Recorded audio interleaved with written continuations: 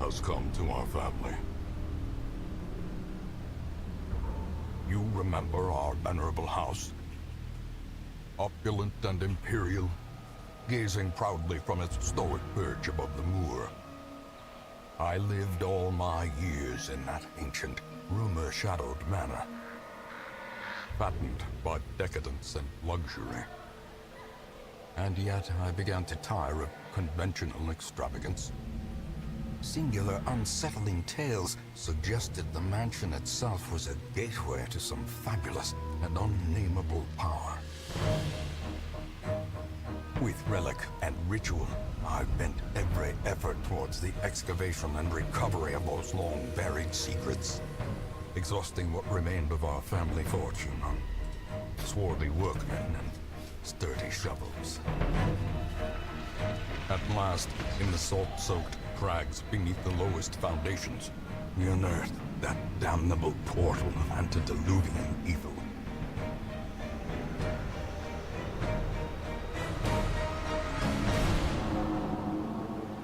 Our every step unsettled the ancient earth. But we were in a realm of death and madness. In the end, I alone fled laughing and wailing through those blackened arcades of antiquity. Until consciousness failed me. You remember our venerable house? Opulent and imperial. It is a festering abomination. I beg you, return home, claim your birthright, and deliver our family from the ravenous, clutching shadows of the darkest dungeon.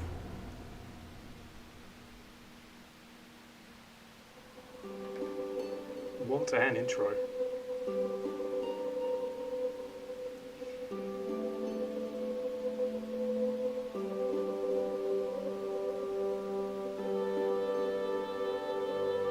Exactly, Jackal. Absolutely certain. Just need a Scorsese name to be interjected into that.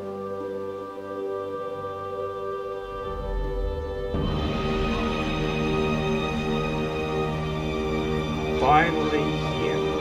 Goddamn, we've finally made it to Darkest Dungeon. So looking forward to this. Now, can I just ask? Oh, right, I was literally about to ask Chris, how is the game? Is it too loud?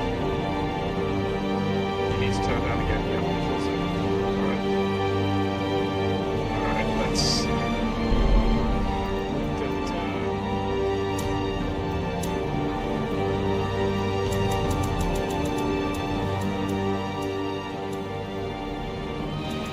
Turn the music out. As much as amazing the music is, I will just turn that down. Turn the SFX a little bit. How's that? Is that too low on the music or just right?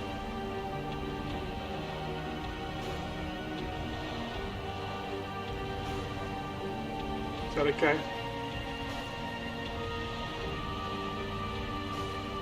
Go slightly more. How about 30? Is that okay? I don't want to mute the music completely because some of the soundtracks in this game are phenomenal. Fine? Cool? Alright. We'll keep the narration as it is. Did you guys want subtitles?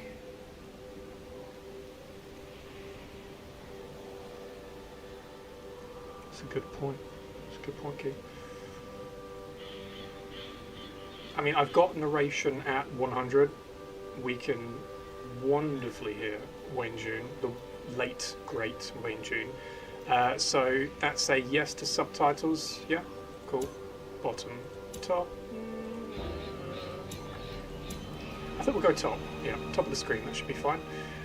Okay, so music's okay. SFX, the master volume will go 40. Narration 100, of course. Cinematics, that's fine. Save. We don't need to fiddle around with anything else. Okay, now let's see how loud it is.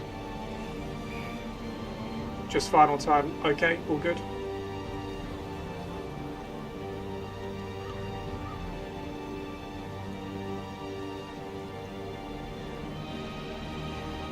Perfect. Here are no objections, so let's get into it. Alright. The Butcher's Circus, yes. I doubt we'll play any of the multiplayer.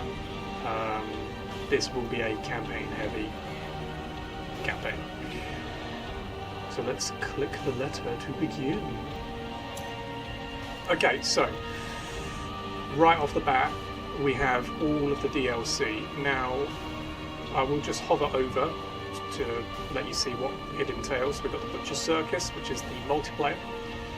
We've got the Musketeer, which is, as it says, new hero class. The Crimson Core, this is arguably the biggest one. This is one of 2 DLC expansions that came out. Adds new locations, as you can see. Treasures, monsters, quests. Very, very cool. Very punishing, especially if you want higher difficulties.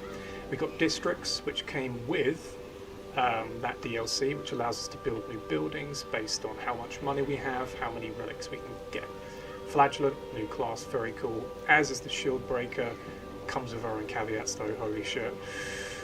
We've got the... Let me track that down. Is that it? That's it. Colour of Madness. This is another DLC. There is a story to it, but it's very wavy. As in, you are kind of in a location, you have to defeat waves to progress. Not much story to it. It's still cool though. So that's all of the DLC. And yes, we have ticked every single one. Perfect. If this is your first estate, or is this your first estate? The Crimson Cord increases the complexity and pressure of the campaign. It is recommended for experienced players. Start campaign. Okay, now, we got 3 choices. Radiant, look.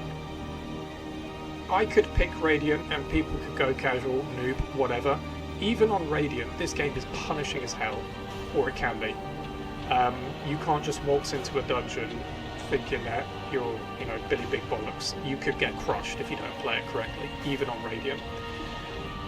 Darkest, however, this is what I usually play it on. I'm tempted to just go Darkest. Radiant could be fine, but I'll say Darkest. So normal campaigns are the original setting for the game.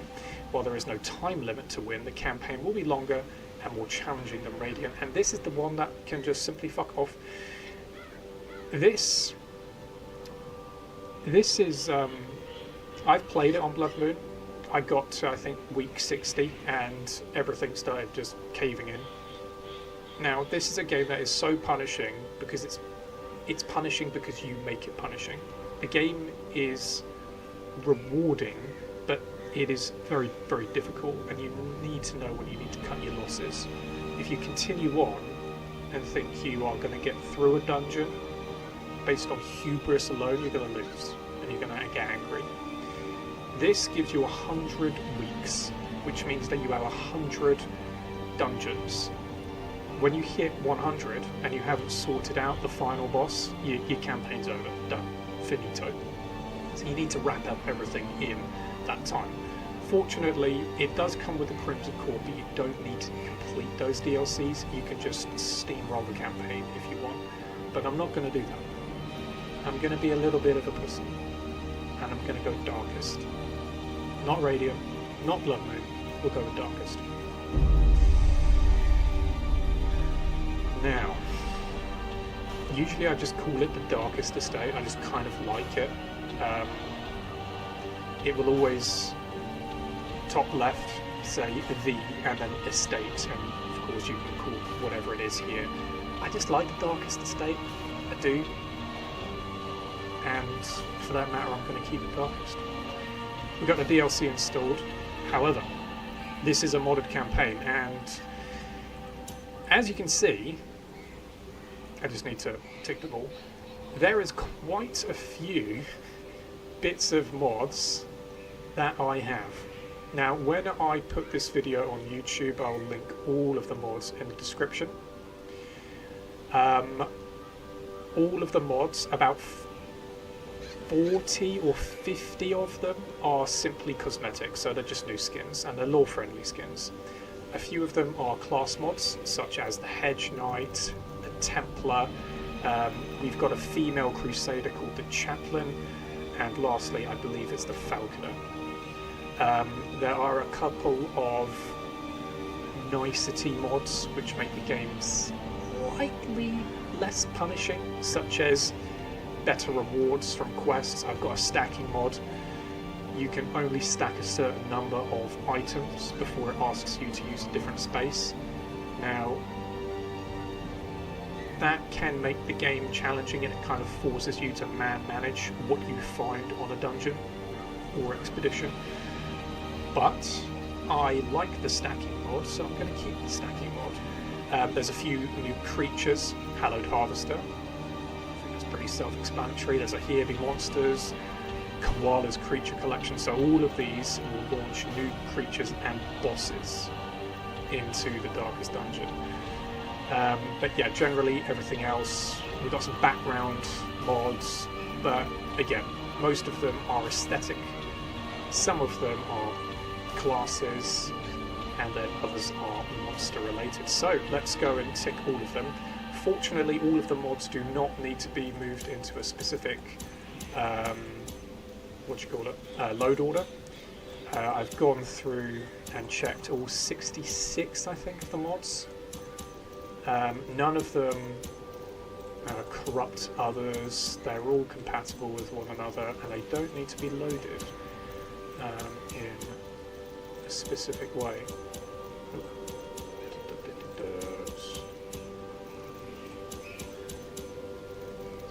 Tick all of these like so.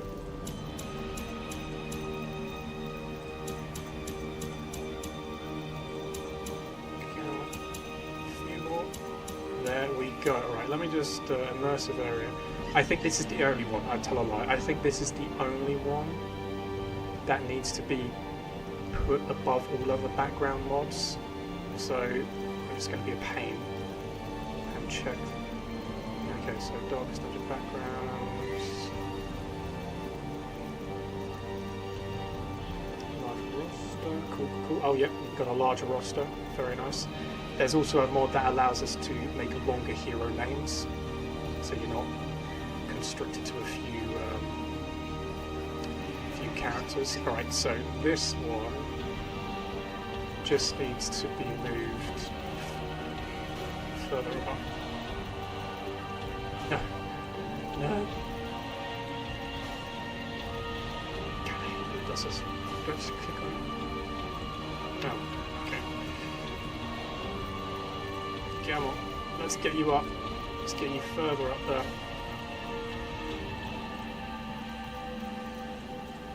Just a little bit more. Where are you? Where have you gone? Oh, there you go.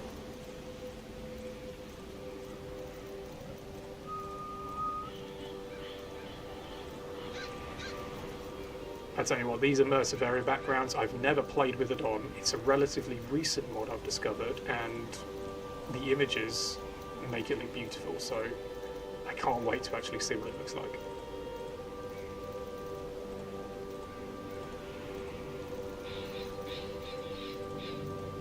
I'll just stick it further away. Alright, I think immersive, nothing here, nothing here. Wonderful.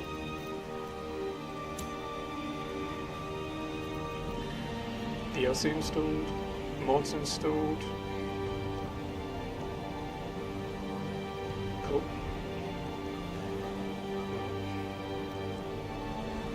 Oh, hopefully that didn't make sense.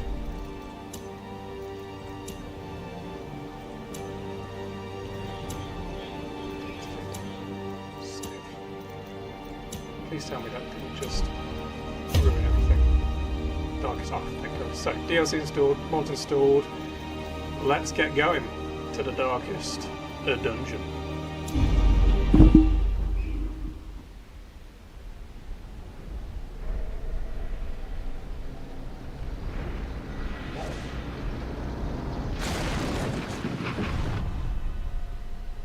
You will arrive along the old road.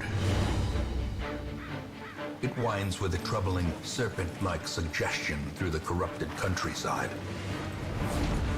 leading only, I fear, to ever more tenebrous places. There is a sickness in the ancient pitted cobbles of the old road, and on its writhing path you will face viciousness, violence, and perhaps other damnably transcendent terrors.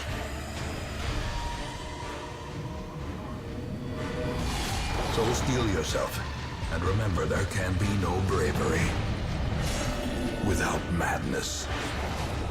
The old road will take you to hell, but in that gaping abyss, we will find our redemption.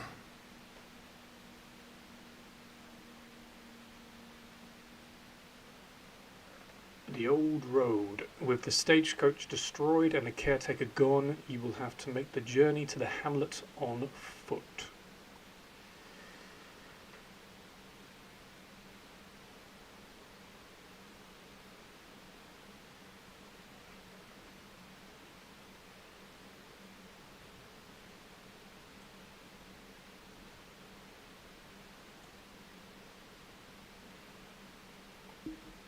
We'll just take a moment to load in because of the amount of mods.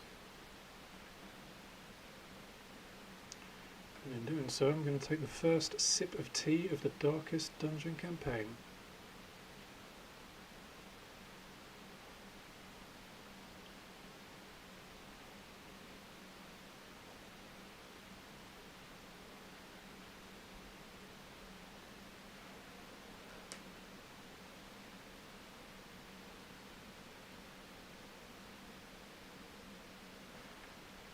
Certainly seems concerning, doesn't it? Yeah. This is kind of normal, at least for me.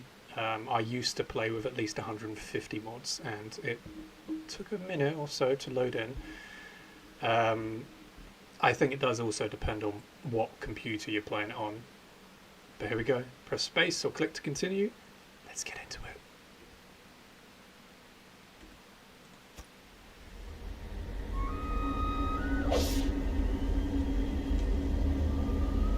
Do you guys want to play with the tutorials on? Because I don't really need to, unless you guys just want to learn how the game works. I'm more than happy for whenever a tutorial pop-up comes along, you to just read it to see how it plays, or I'm more than happy to just turn it off.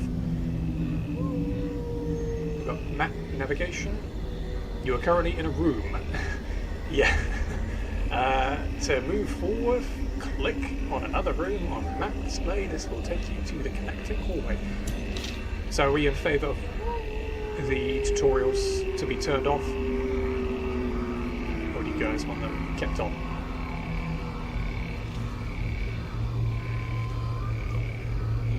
Because I can kind of just walk you through generally how the game plays. So.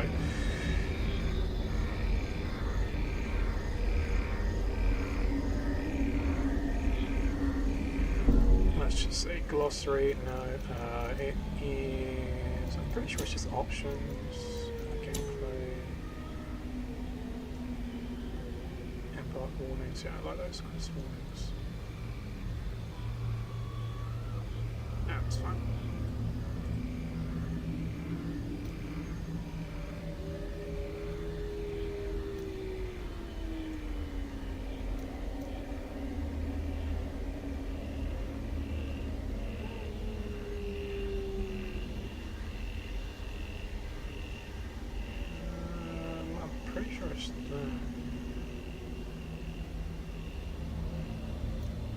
Unless I'm missing something. Controls. No, it's nothing. Pretty sure it's just. Oh, yeah, just wants to leave corpse. Oh no, we want these. Yeah, we want these.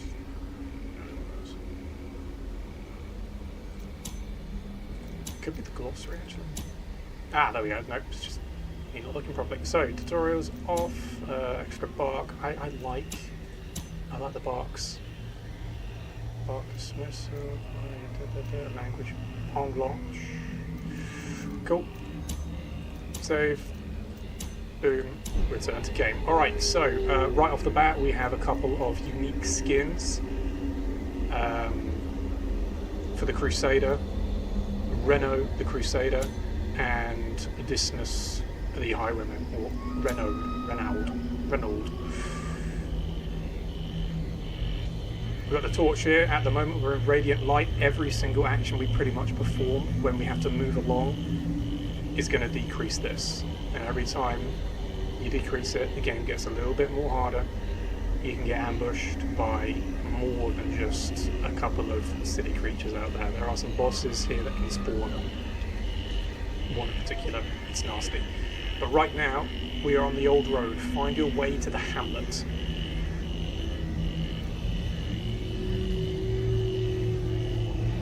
Just taking a moment to reacquaint myself with all of the skills.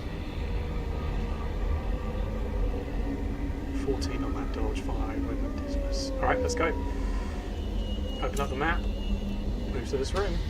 Brigands have run up these lanes. Keep to the side path. The hamlet is just ahead.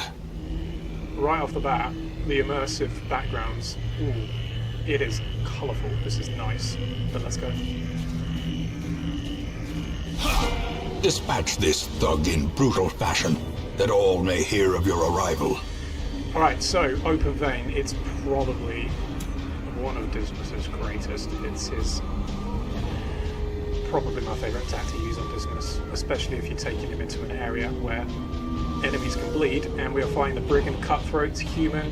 His bleed, and as you can see, just further down, 20% bleed.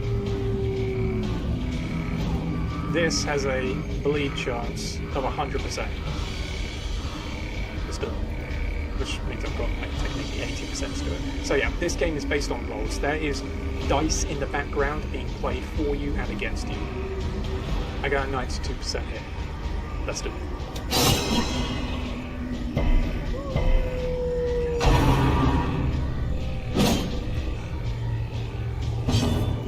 Let's smite this bastard.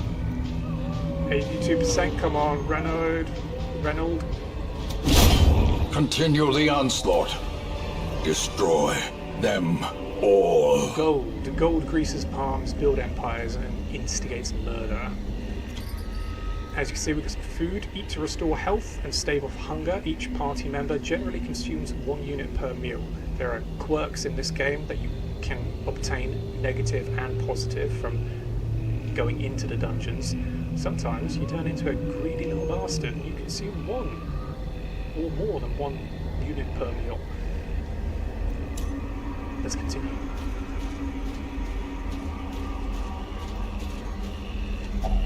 Traveller's tent. Someone who's recently camped here. Check inside the tent. Leave nothing unchecked. 100 gold. There is much to be found in forgotten places. Citrine. Yellow like fading hope. 250 gold each. Torch went down. An ambush. Send these vermin a message. The rightful owner has returned, and their kind is no longer welcome.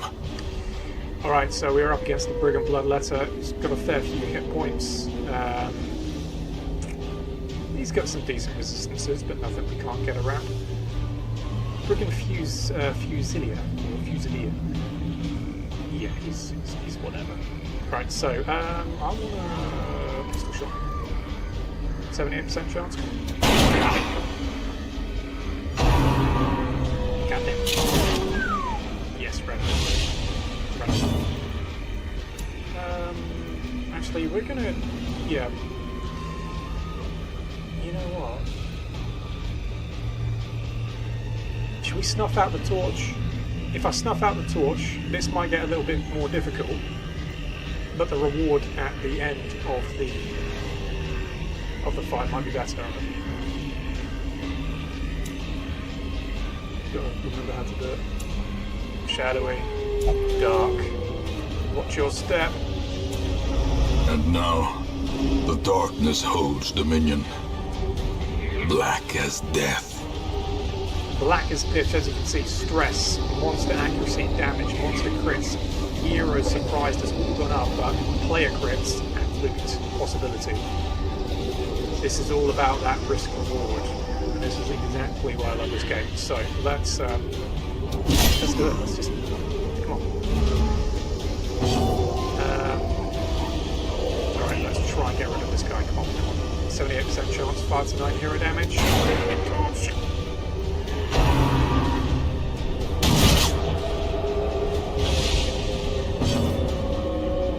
to turn down the effects. Cool.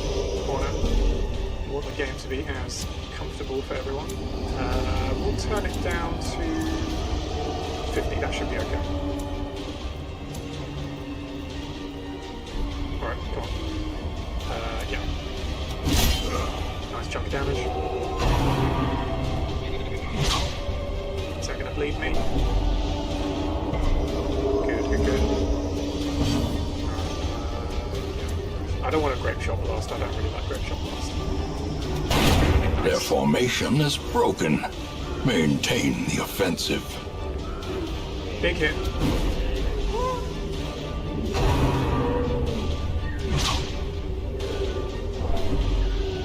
Right. I'm bleeding for 2 damage a round for 3 rounds. Let's open vein this bastard. A decisive pummeling. Lead him for how much? 2, just 1 hit. That's all I'm asking. Smite this bastard. A victory. Perhaps the turning point. Alright, so deeds. Scriven records of land grants in generations past. More gold. And a disease charm. It's common, it's plus 20% disease resist, but it's -2 to dodge. If you are happy to put minus dodge charms or trinkets on characters who don't have great charms but you want to try and upgrade their protection, I would see that as a win. So, for example, the Crusader, he has a base 5 dodge, but he is tanky. So I'd like to increase his protection and then stick him at the front of the queue. Quest completed, so return to Hamlet, continue adventuring now. Bandits, trapped chests. Something doesn't look quite right with this one. Open the chest. What do you say, chat? Should we open the chest or should we ignore it? It's a 50-50 chance.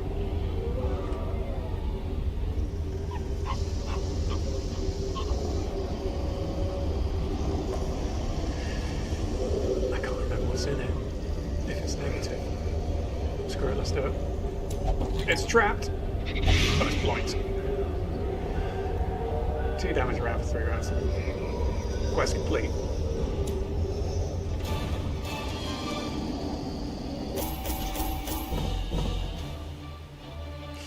I was thinking that, Jackal. I think it is scripted. I do believe, however, there is, if you run this section of the campaign, so this brief dungeon that we've just done, black as pitch throughout the entire thing, on Blood Moon difficulty, there is a chance to kill an enemy and maybe grab a key that you can unlock it with, but I don't know what the chances of opening that chest and it having something good in it on a lower difficulty.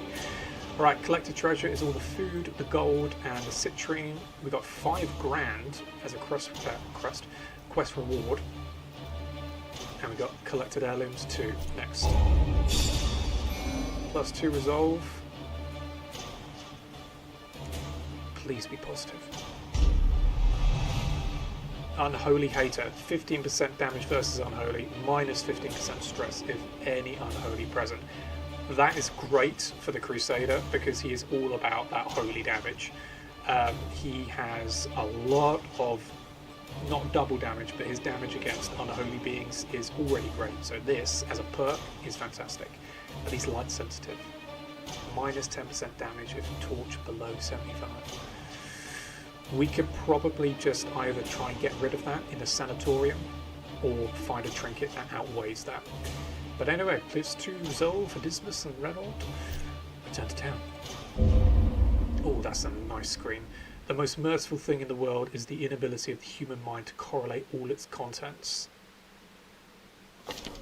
Welcome home, such as it is. This squalid hamlet, these corrupted lands, they are yours now, and you are bound to them. So this screen is going to greet us every time we visit a dungeon, whether we win it, lose it, run from it. As you can see, Dismas and Renault, Apprentice Crusader and Apprentice Highwayman. The Ruins has been unlocked, week 1. Successfully escorted you to the hamlet. Now, I like to role play a little bit, wherein I have Reynold as the heir to the estate, and Dismuth is his long-time friend, and both of them used to live in the hamlet, but they went two very separate ways in life. One of them became a soldier and went off to fight the Holy Wars in Reynold. However, Dismuth, he led a life as a brutal highwayman, crime boss almost. But they have now had things happen in their life where they're trying to seek that redemption, so they're back here based on the letter that Reynold has received. And just like the Avengers, he's putting together a team to try and take back the hamlet, which he once called home, and to, of course, crush all of the evil in the darkest dungeon. That's how I like to play it. So everyone he's recruiting is either friends that he's come along or he's found along the way through his travels, or associates of Dismus and others. And posters go up in other neighbouring villages and towns about the riches that can be found in the darkest dungeon. Some come here based on those riches and the chance to be a hero. Others are just decent people. They want to help out as much as they can. But that's how I like to roleplay it. And I think for the purpose of this campaign, we'll continue that.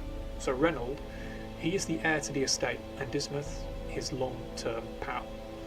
They've come back to deal with the horrors of the estate. Quest goals: successfully complete your first foray into the ruins. Then it's all of these. These are bosses. Some of them are Crimson Court vampire related. Others are alien in nature. Roster goals: this is just to have every single type of class in there. And yeah, there's a fair bit to do. But this is the hamlet. Every week we adventure, we come back and we can try and upgrade the hamlet. Choose me for the next expedition, of course. Right now we have a 21 roster size, which is very good. We are, of course, in the darkest estate. We've got 5610 gold.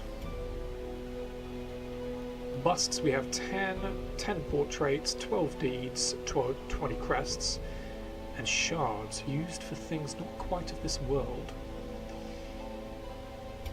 Stagecoach, recruit new heroes. Women and men, soldiers and outlaws, fools and corpses. All will find their way to us now that the road is clear. I like to also think that these two were also friends and who also lived in the hamlet, and I've tried to kind of mix my version of how these characters would be versus Darkest Dungeon 2. In Darkest Dungeon 2 there are character stories that you can unlock via shrines, and it tells the backstory of these characters. So I don't want to just make up some BS and say, look, this is what the Plague Doctor was doing. I'm trying to kind of weave my story into a pre-established story of Darkest Dungeon 2. But Reynold, I always say Reno, and I minus the D, Reynold. So Reynold, heir to the estate, he wanted to become a soldier. He was combat ready at quite an early age. His parents unfortunately passed. He was left as an orphan, and he was kind of dumped in the hamlet. The Ancestor that we are trying to fight the evil off, the evil that he brought upon the estate. He wanted Reynold to take over the estate when he passed. He didn't want that. He just wanted to go out and do what was good in the world. He wanted to join the Holy Wars and take care of it. And he did. He left. He up and left, and he enlisted. He fought in many, many campaigns, and then he decided to settle down. He got a family, but the war came about again, and he enlisted again. And he became more bloodthirsty, more ruthless. When he used to fight, it was for the love of his country, to save. Now it was different. He was colder, he was harsher, he took no prisoners quite literally, and in doing so he did some pretty nasty deeds. And then they ended, and he had the chance to settle again in a normal life. And upon visiting his family again, he simply said, no, this is not the life for me anymore. So he became a mercenary of sorts, one job after the other, before the letter arrived on his tavern doorstep, the letter from his ancestor calling him back home. And this is where he's come along. He contacted Dismuth, his long-term friend who used to live in the hamlet. Again, two very different paths in life they took. One was good, one was initially good, one was bad. But unfortunately, during a highway robbery gone terribly wrong, a murder of a child, it stuck with Dismus, and he has been trying to seek redemption for a very, very long time, all the while trying to curb his natural habit of stealing from people and holding people up. He's well respected in his field and well feared. But the redemption that Reynold, his friend, is to offer him is to come to the estate, clear it up, and maybe along the way we can rediscover who we are. So he's come back. And in doing so, they've sent correspondence to their two good friends. I could be a DM. Maybe Chris. Maybe I could do DMing. Let's drag her in. What better laboratory than the blood-soaked battlefield? Plague Doctor's going to be a big help. Right now, this crew of 4, that will be 4 very soon, is going to go into the first Ruins dungeon, which is a blight-heavy dungeon. Don't worry, we'll get into it. Yeah, she also lived in the hamlet and was an experimenter of the 4 friends. One was a fighter, one was a thief, one was a person, a bit of a bookworm. In fact, both of them bookworms, but let's just say 2 very different books they were reading. She experimented on all sorts. Animals as well. I'm going to throw them in. We don't like people who experiment on animals, but this is what she did. And yeah, she went to her schools. She became incredibly gifted in what she set out to do, which was essentially to cure everything there was. But in doing so, she committed some pretty nefarious deeds. More on that in Darkest Dungeon 2, where we can try and weave the backstory in a bit further. But she is also here. She thinks the idea of a dungeon, a house, a mansion full of diseased creatures that are spreading their disease, she thinks that this is like a once-in-a-lifetime opportunity to make a name. So is she here because she thinks it's the morally good thing to do, or is she here to fuel her own personal gain? Who knows? And then lastly, the Vestal. A sister of battle, pious and unrelenting. 2 very different books they read. 2 bookworms. But this little lady here, she was combat ready just like Reynold. And instead of being on the front line fighting one-on-one, she was on the front lines, but in the tents, mending, healing. She was a healer, and a great one. And I like to think that Reynold and her, they kind of had something going on at a younger age, but due to the war that broke out, they had to go. When they enlisted, they were in very separate camps, very separate areas of the world. So where they might write to one another every other week, that quickly stopped when shit hit the fan. But yeah, she's a bit of an interesting character, especially in Darkest Dungeon 2, so I don't want to talk too much about what she is, but let's just say stuff happened at her academy. Not the greatest stuff, but just like the Plague Doctor, she is here, but she is here on a morally based journey. She is here to just try and help out as best as she can. There is no personal gain from wealth. It is just to make sure everyone is okay, especially the people that she called friends. Now, this is all of the skills. It tells us the quirks, the base stats, equipment, resistance, camping, combat, and diseases that we might pick up. Let's go ahead and change the name now. We don't want to dismiss the hero. Let's rename the let's rename to Reynold the heir. Heir to the estate. Dismas.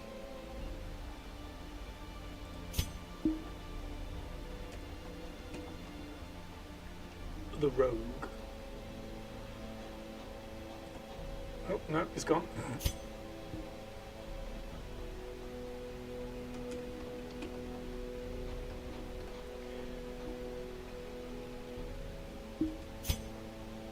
Kind of looks like brioche. Should we just call her brioche? I know that says something else, but let's call her brioche. Brioche. The dock.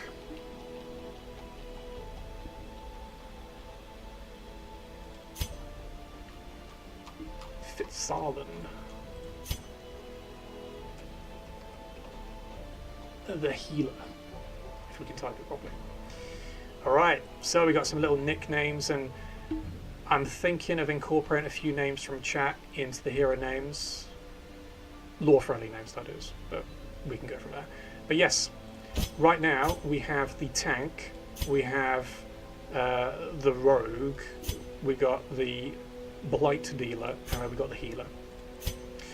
Now, after having spent a bit of time just getting to know the hamlet a bit, the place that all four of these guys once called home, it was to return to various shops and districts and to just see how ravaged they have become, and it kind of puts everything into perspective for all four of them. This is a place that, who knows, maybe if they were here they could have prevented the Ancestor. Maybe Reynold could have prevented the Ancestor, his Ancestor, from ruining everything. But he was just so content in getting out into the world for his own purposes that maybe he could have done something. But after getting to know the people and explaining why they are coming back to help, he picks out his uniform. So this is his standard combat gear. But let's try and find something a bit more appropriate. Something a bit more cooler.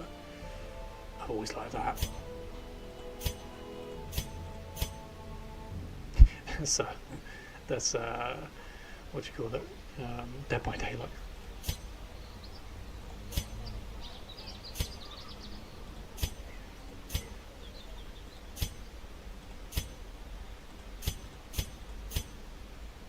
Grim Knight's cool. I think I've made up my mind.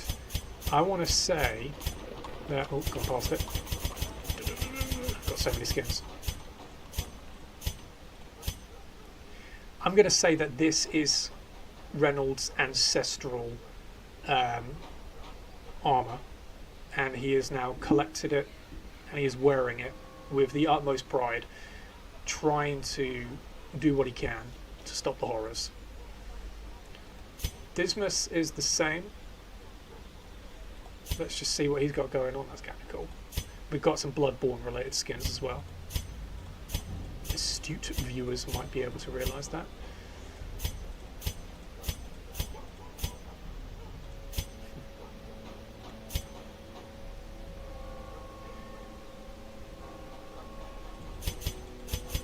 I kind of like what he had on before. I like it. Brioche bun.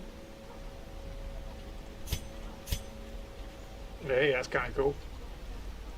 I wouldn't necessarily class it as nudity, but it's more unsafe for work, but you know, I like that, it's cool.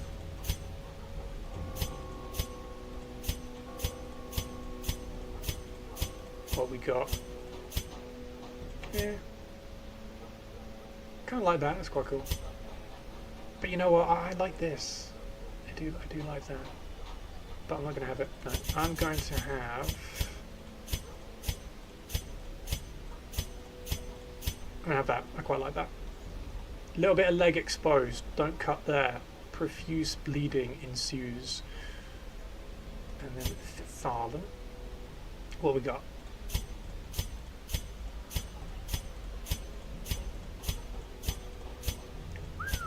Yeah, these colours. Lovely. Oh, I quite like that. That's nice. God damn, she have been operating on. Ooh, I like that with the blonde hair. Ooh, golden Vestal.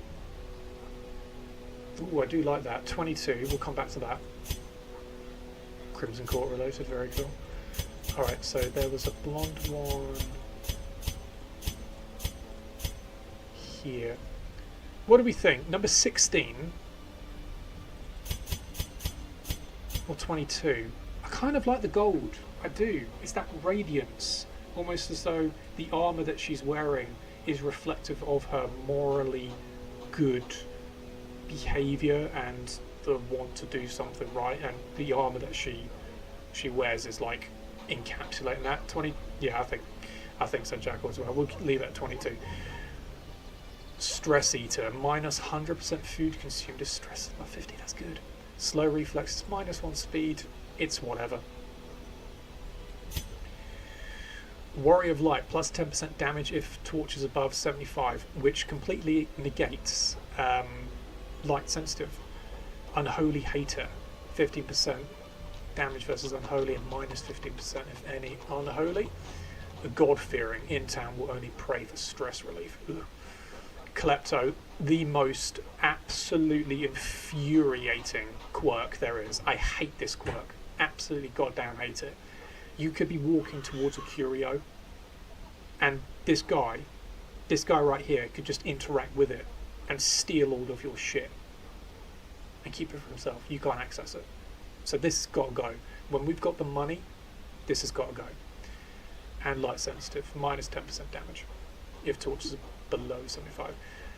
Brioche Bun, Weapon Tinkerer, or Tinker, minus 20% weapon upgrade cost, beautiful. Tiplo, in town will only drink. Take any sort of potions, concoctions she might have in her hand when she gets pissed.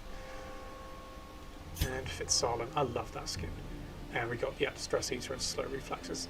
Alright, so in terms of preferred position, preferred target, of course our tank is going to be in the top 2. He's got Smite, Zealous Accusation, Stunning Blow, and the Bulwark of Faith. All very, very good starting, but there are a few others we can unlock along the way that are very cool. Camping skills, fortunately we don't have to camp yet. We don't have any dungeons that introduce long camping, but we've got Encourage, Stand Tall, which is very cool, and Zealous Speech. I always use that. Holy shit, that's really good. The Resistance are pretty cool. Oh, my wonderful partner is leaving. Bye everyone. She says goodbye. She's a bit ill right now.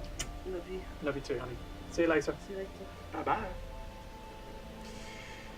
50% stun, resistance, blights 40, disease 30, death blow 67, which is your standard.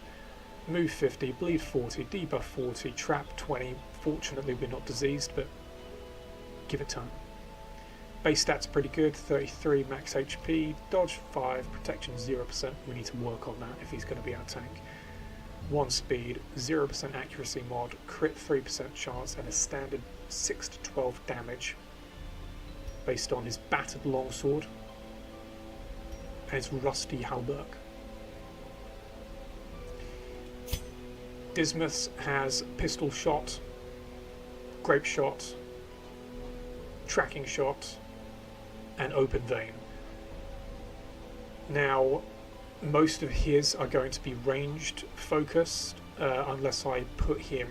I kind of like starting off with this. I have to unlock it, but putting him at the front so he can immediately use point blank shot, which will push him back into second position, and then have Reynold become the main man again.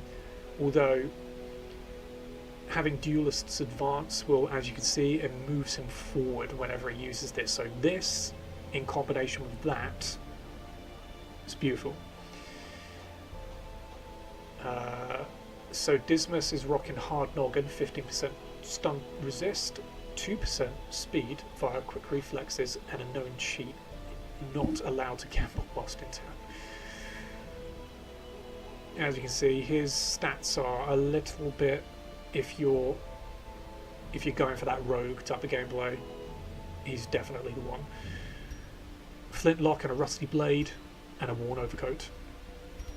And of course he's got all of these lovely stats here, as you can see.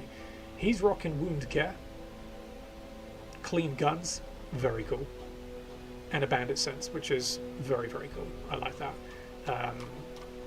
Whenever you camp, you've got a pretty high percent of being ambushed by creatures unless you use a skill that prevents this from happening. So, and it gives, look, 20% chance party surprised, minus 20, and a 20% chance the monster's surprised is a great little thing.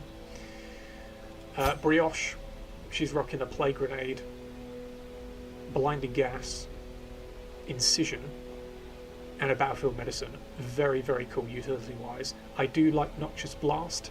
As you can see, she can use it in positions 4, 3 and 2, and she can use it on positions 1 and 2. If you are in a blight heavy place such as the ruins where we're going to go, this is a great thing to have.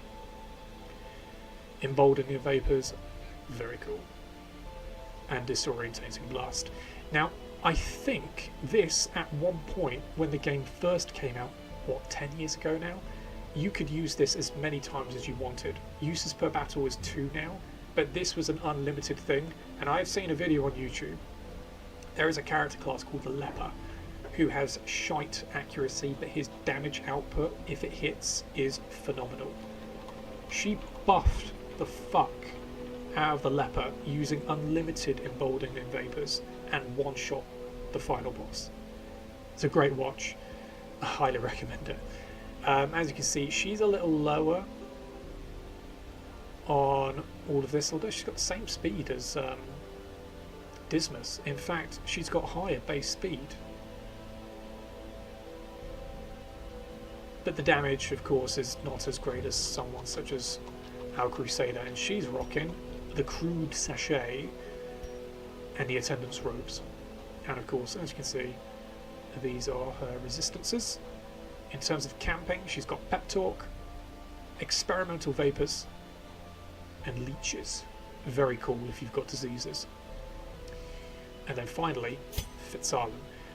She's rocking Mace Bash. We don't want her anywhere near the front. I'm going to use Fitzarlan as a back end support unit. So the chance we have to unlock her upgrades, we're definitely going to put her right at the back.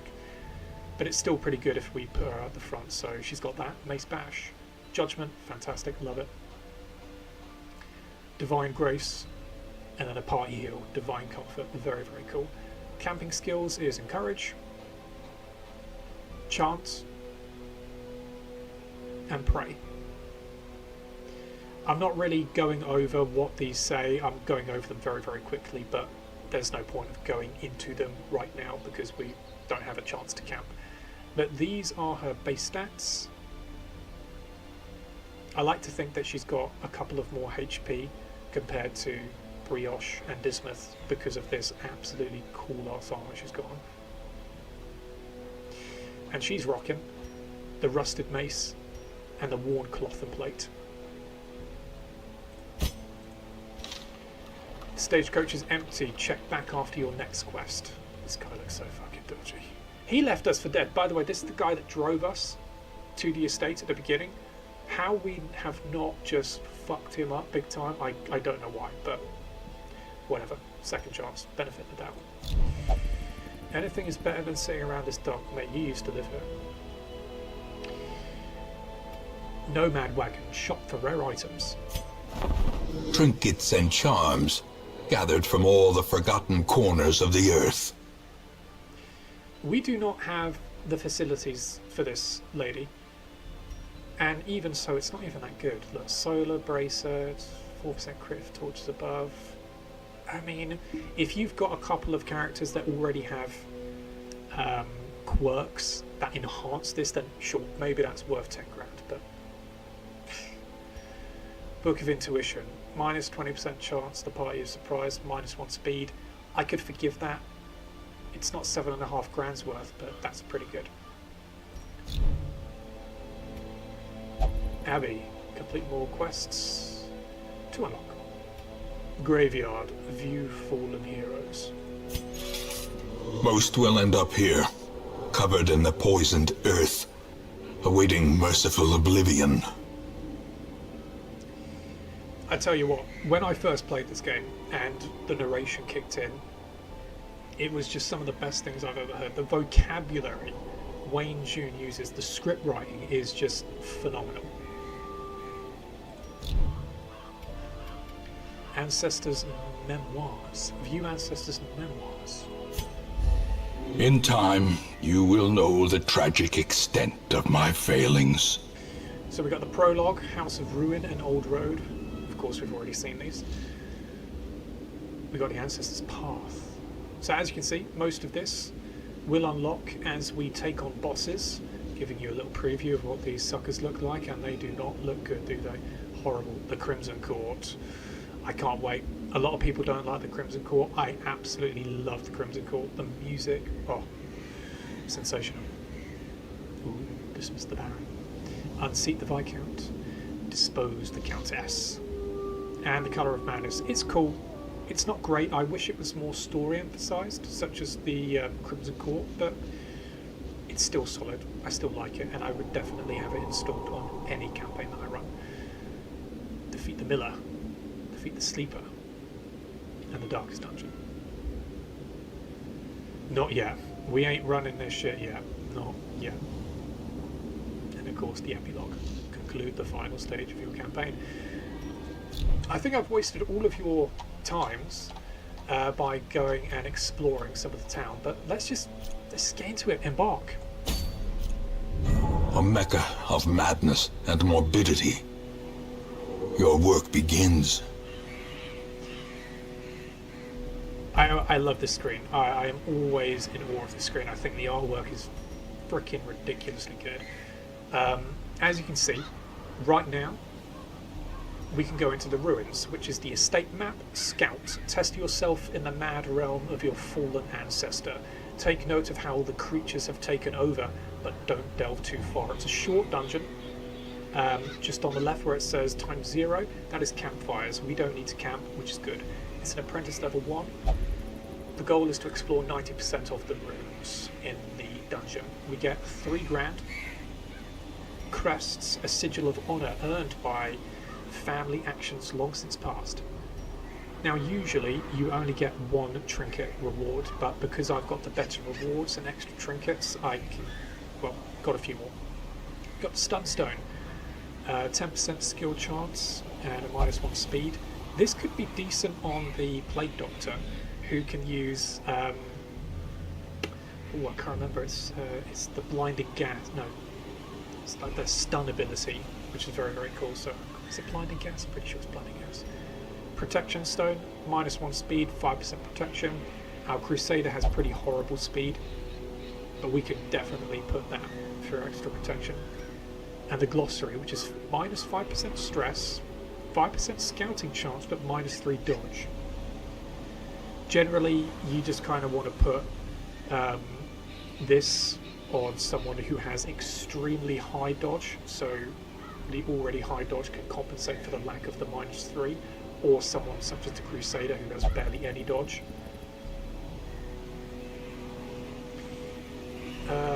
Alright, let's put Brioche in 3rd rank, and then Fitzarlan in here. The usual suspects. There will be some, in fact I say some, there's a lot of teams that will have named teams based on party composition, who you're bringing on, who you're bringing along, and where you're putting them in the team order. So if I swap these guys over, it's Red Hook, Tricky Glory,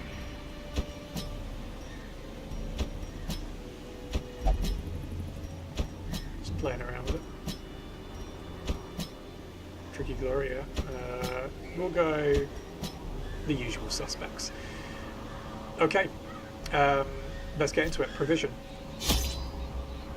The cost of preparedness, measured now in gold, later in blood. Now, normally these extra shelves would not exist, but they are going to give us a few more, as well as our backpack here. We've got a lot to work with. So we've got holy water, used to purge evil and restore purity. Can also be applied to a hero to increase resistances. Very useful in boss battles.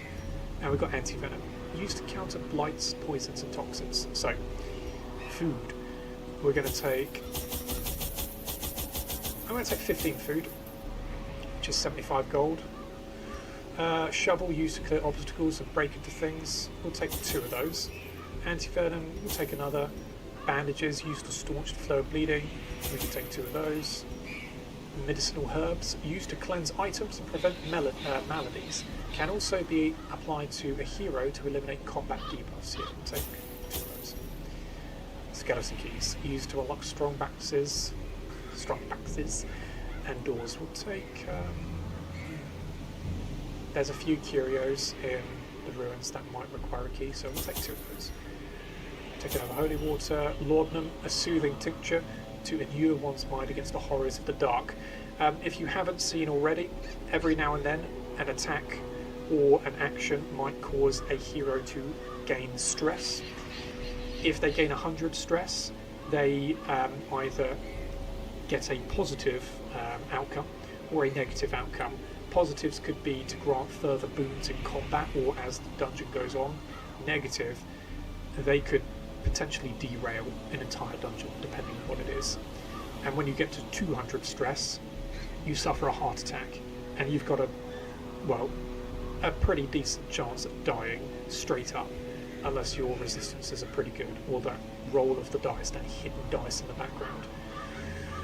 Hopefully we won't encounter anything that's going to give us too much stress, but I already know that there's a few creatures that could give us pause for concern. Torches, increase the light level. We'll take a stack of 10. Shard dust, used to tap into otherworldly power, but beware its of other effects cannot be used while virtuous. We don't need that because we don't have it. Let's go. Let's embark to the ruins on our first dungeon expedition. Let's get into it. Your first expedition into the ruins of your ancestry. Be curious, be careful.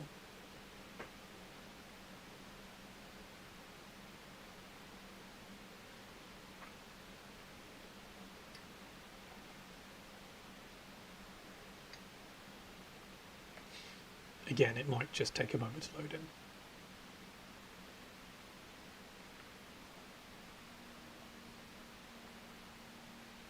Usually when the torch stops like that, it will then flicker really quickly and then it will just say press to continue or space. So I'm just hoping that will happen and that the game has not crashed.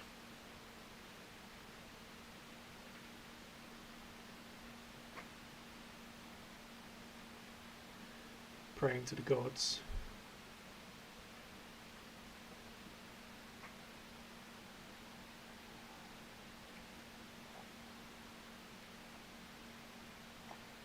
Drinking my tea whilst it hopefully loads in.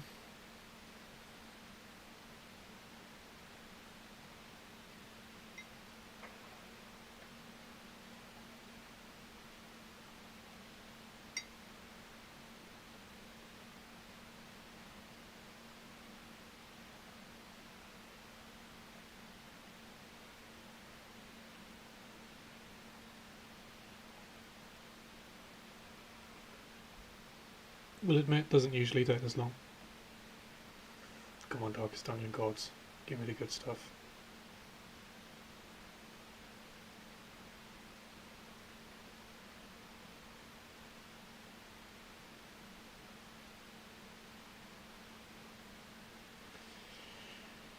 What I will have to do to save you guys from an eternity of torment if this happens again, I might just have a look at the mods that I've got and hopefully uninstalling a couple might not conflict with any save games.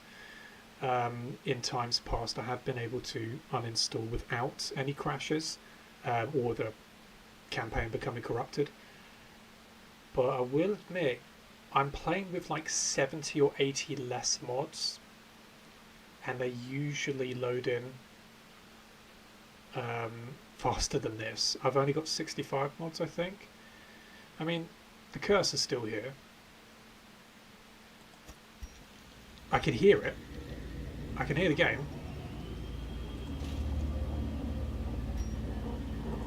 Oh, I can actually hear the game. Ooh, I think it's frozen. So it's said click to continue right at the bottom, but we just didn't see it because the torch is gone. Ooh, I think with it's not even allowing me to. Oh dear, I thought this would happen. No, Key. I think it's crashed.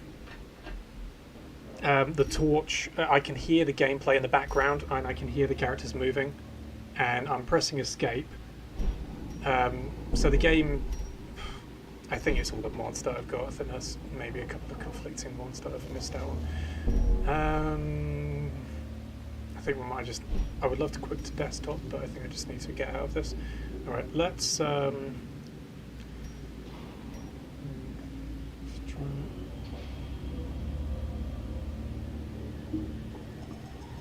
Let's see.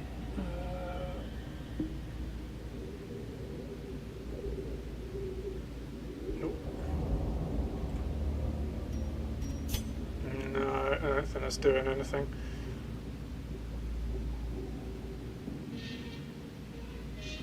I think I might just have to quit out.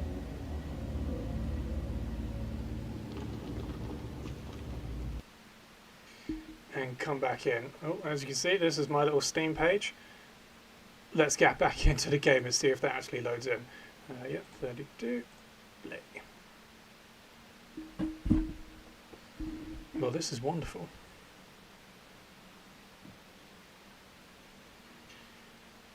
Well, I need to make sure that you all can see it, just like that. Ruin has come to our family. All the information that we know about how punishing the game is. Darkest Dungeon campaign. Okay, right, so we're on Ruins week 2. Hopefully it should just plop us back into the Ruins. Let's go. Darkest Dungeon gods, come on. Fingers crossed. Exactly, Keith. Fingers crossed. I'm pretty sure it's going to be fine. Although, if I have to quit out at every single dungeon, as annoying as it might be, it's something that I just might have to do. There we go. Press space or click to continue. Okay. Here we are. Explore 90% of the rooms. Let's take a look at the map. It's small. Good. Move to this room. Oh, I love the backgrounds. The colours of this immersive background mob is fantastic. Oh, we've already got stress. So right now we're rocking Radiant Light, which is 94. There will be things that cause this to go down naturally by walking, but we can light it up with torches. Hold up.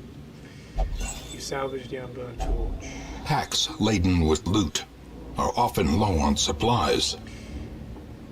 Any astute viewers that have played Darkest Dungeon previously, as seen before, you can usually only hold 8 torches in a stack, but due to my mod, I've got 11. Lovely.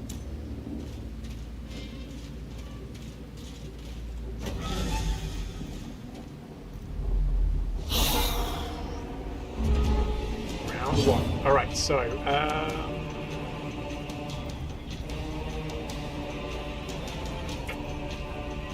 can't heal it, so yeah.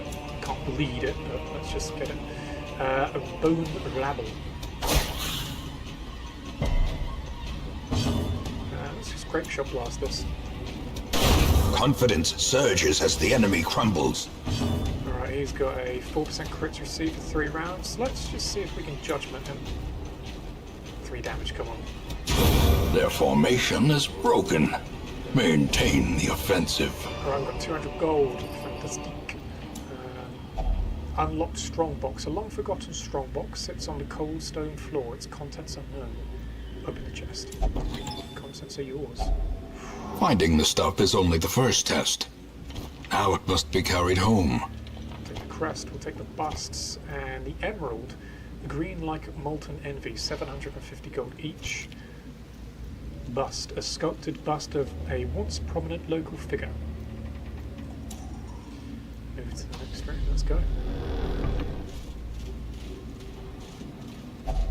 Even the cold stone seems bent on preventing passage. A crude jumble of stones and debris blocks your path. Fortunately, we bought a shovel. If we didn't, we'd have to clear the obstacle by hand. It will take considerable effort. We don't want to do that, not just yet.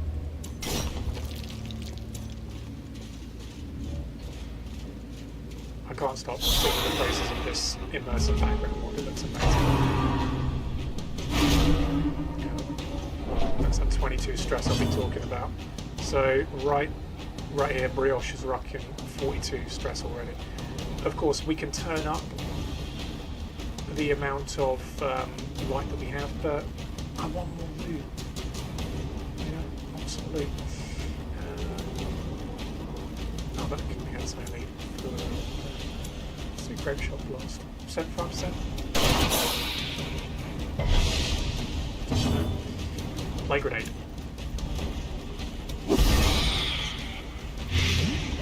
Lighted for full damage around. Oh, we've got to use Zealous Accusation. Come on, one shot. Be gone, fiend! Ooh, do I dare? 72% chance on the judgment. Yes, we got it. Great is the weapon that cuts on its own. Continue the onslaught. Destroy them all. Portrait and oil painting of some distant family relation. Ornaments. Neatly ordered. Lovingly admired. There's some jade, 375 gold each, dull green like rotting flesh.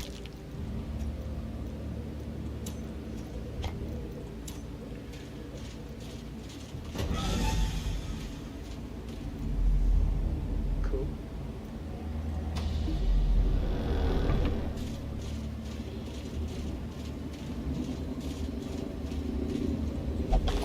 Takes loot, good. Wealth beyond measure. Awarded to the brave and the foolhardy alike. Journal page, a snippet from the journal of a doomed expedition. Let's read it. A trampled journal, one of 4. Sebastian's watch was his last. We were jolted during our evening's repast. Bloody hell. The best we could make in these murky halls of our once great house. From the roar of the flash of black powder, we dropped our bowls and hurried to him. All we could find was his spent pistol and a trail of blood leading into a maze of shadows. We press on. I do want to take some journal pages. I might have to just drop the jade. I'm tempted to turn up the torch because we are rocking dark 12 torch right now, but let's just see how we do. And now, the darkness holds dominion. Black as death. Alright, we're fighting a cultist brawler, bone rat, soldier, and a cultist acolyte. I hate this lady. I think we open the thing.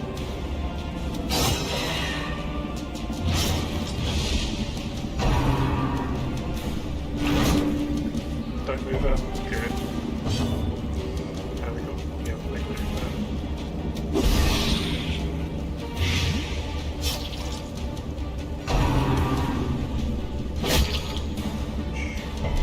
Good, resisted. Nice.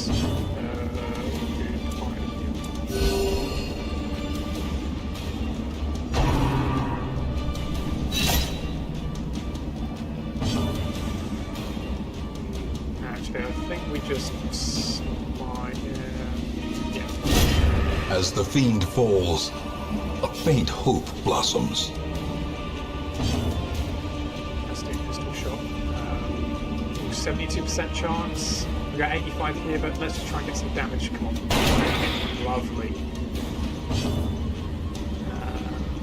I'm going to use blinding gas. Oh no. I'm going to use decision. The slow death. Unforeseen. Unforgiving. God damn it. Jesus Christ, but the exact same thing I just healed him for. Let's just try and get a heal. Stunning blow. No. Press this advantage. Give them no quarter. Oh, this is where things get tricky. So we got 75 gold, we got citrine. Oh, no, you don't have enough room in inventory to take all. Make sure to make room or choose only what you want to carry. Okay, let's... I'm actually going to throw these away. Yeah, get rid of those.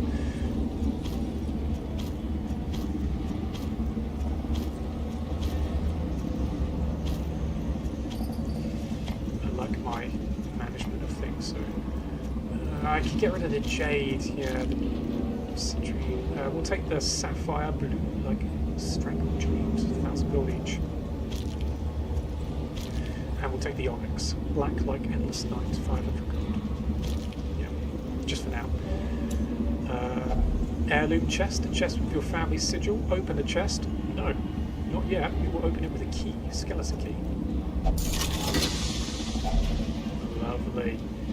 So we've got the bust, we've got the crest, we've got the holy water, and a rusty padlock, abomination only, common, transform plus 3 HP healing done, plus 8 accuracy, but minus 15% damage to ranged skills. When you're in beast mode, there isn't a great deal of ranged skills. That's mostly for when you are human.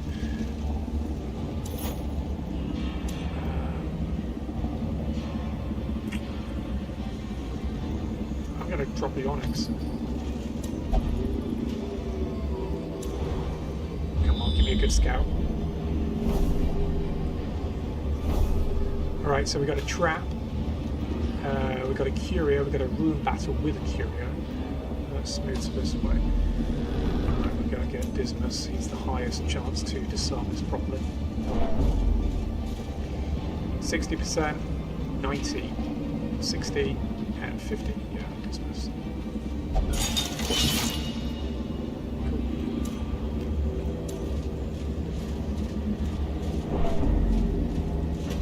We could forgive this room, we could forgive going there if we wanted. Just move to these next 2 rooms and we can complete the quest. I tell you what, this is going to be where he steals shit, isn't it? Yeah, I'm going to get close to this and he's going to steal it. Thank God.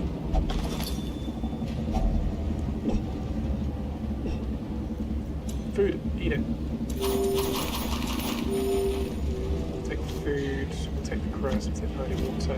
Bleed stone, 50% bleed skill chance, 1% minus 1 speed. That's very good for a flagellant. It's so good, I'm thinking of taking it. This is dangerous.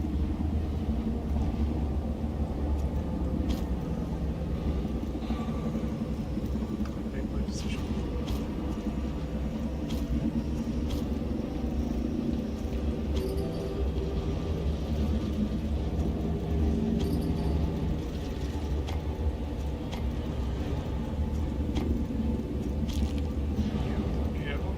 Let's do that.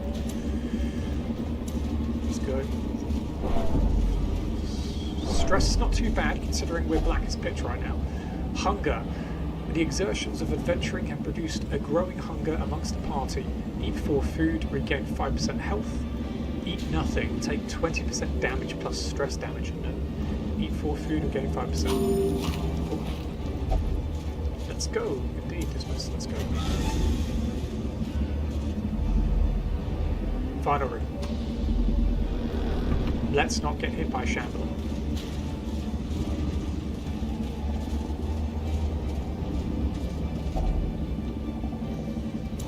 God for the amount of shovels we bought.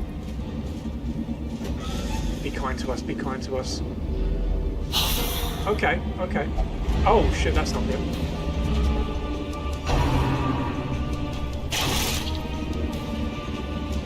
Oh, I hate that bastard.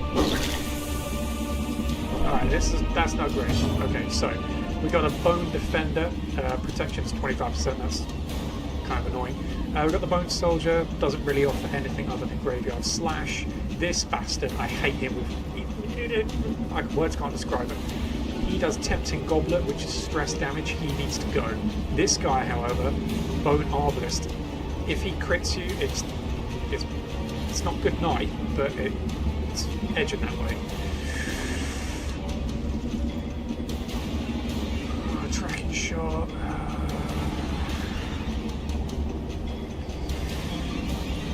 I think it's probably worth it. You know what? It's worth it. 95. Yeah, let's get it. Let's get all the buffs. So we're now rocking 12% damage, 6% accuracy, and 4% crit for a single battle. Let's get the Plague Grenade going. 82%. Oh, you bastard!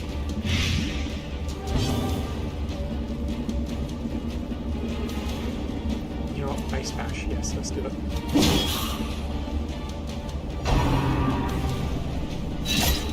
I should probably take a moment to just reorganise. I wish we had Duelist Advance, so every time he uses it he just moves forward and gets repulsed, but we don't have the luxury of that right now. Let's just take this guy down and do a bit of damage to the defender. Oh, move her back, please. Cool. Not cool.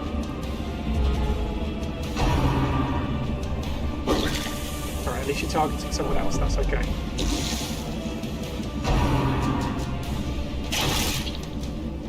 Okay. It's not panic time yet, let's just do... Actually, no, we're going to move you... Move you back. Get some shotgun. Come on, please. To start. Come on, stay... Ah! This is not great. This is not good. What a horrible round.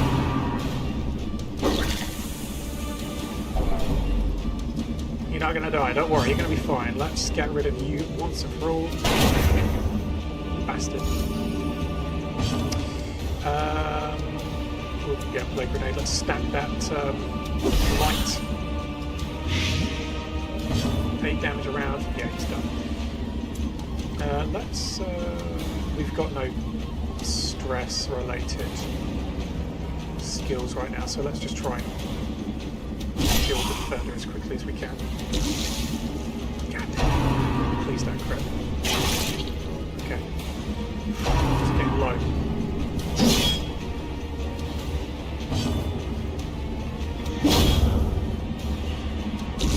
Alright, this has not gone fantastically well, but it's better than nothing. 80% chance, let's go. A devastating blow.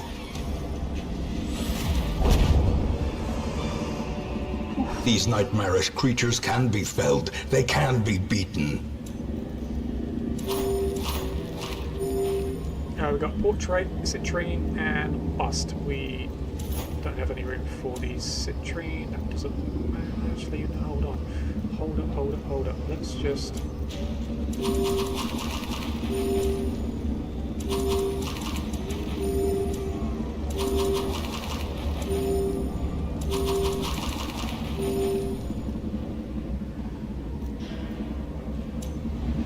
Okay, let's drop some stuff. So we've got Citrine we can use.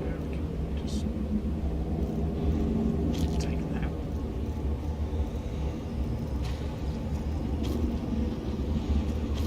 Fine. Quest complete. Return to Hamlet, continue adventuring. Skeleton key, heirloom chest, a chest with your family sigil. Open a chest, skeleton key. Glittering gold, trinkets and baubles, paid for in blood. Alright, so this is where the hubris comes in. This is what I mentioned earlier. We can leave. We're in a good place right now. Brioche is rocking that 95 stress, 5 more stress until she either gets a virtuous ability, or it is incredibly negative.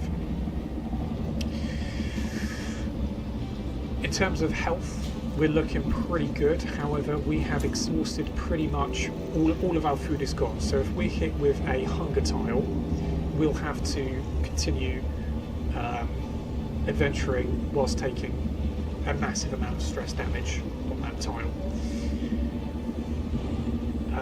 It's just not worth it. So this is the time where you kind of have to think, do you go all in and backtrack from here to here? Or do you cut your losses, take what you have? I think that's exactly what we've done. So it looks like the four have discovered a little bit more about the estate and what they're dealing with.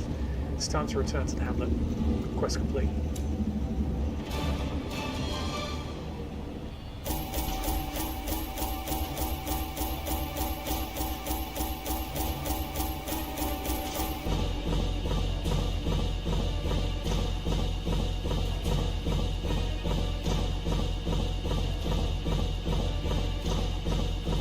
Lovely stuff. 12 busts, 2 portraits, no deeds, but 20 crests. We got 3 grand in collected treasure, along with the 3 grand promised from the reward, plus an extra 4 crests, and some more trinkets. So fantastic.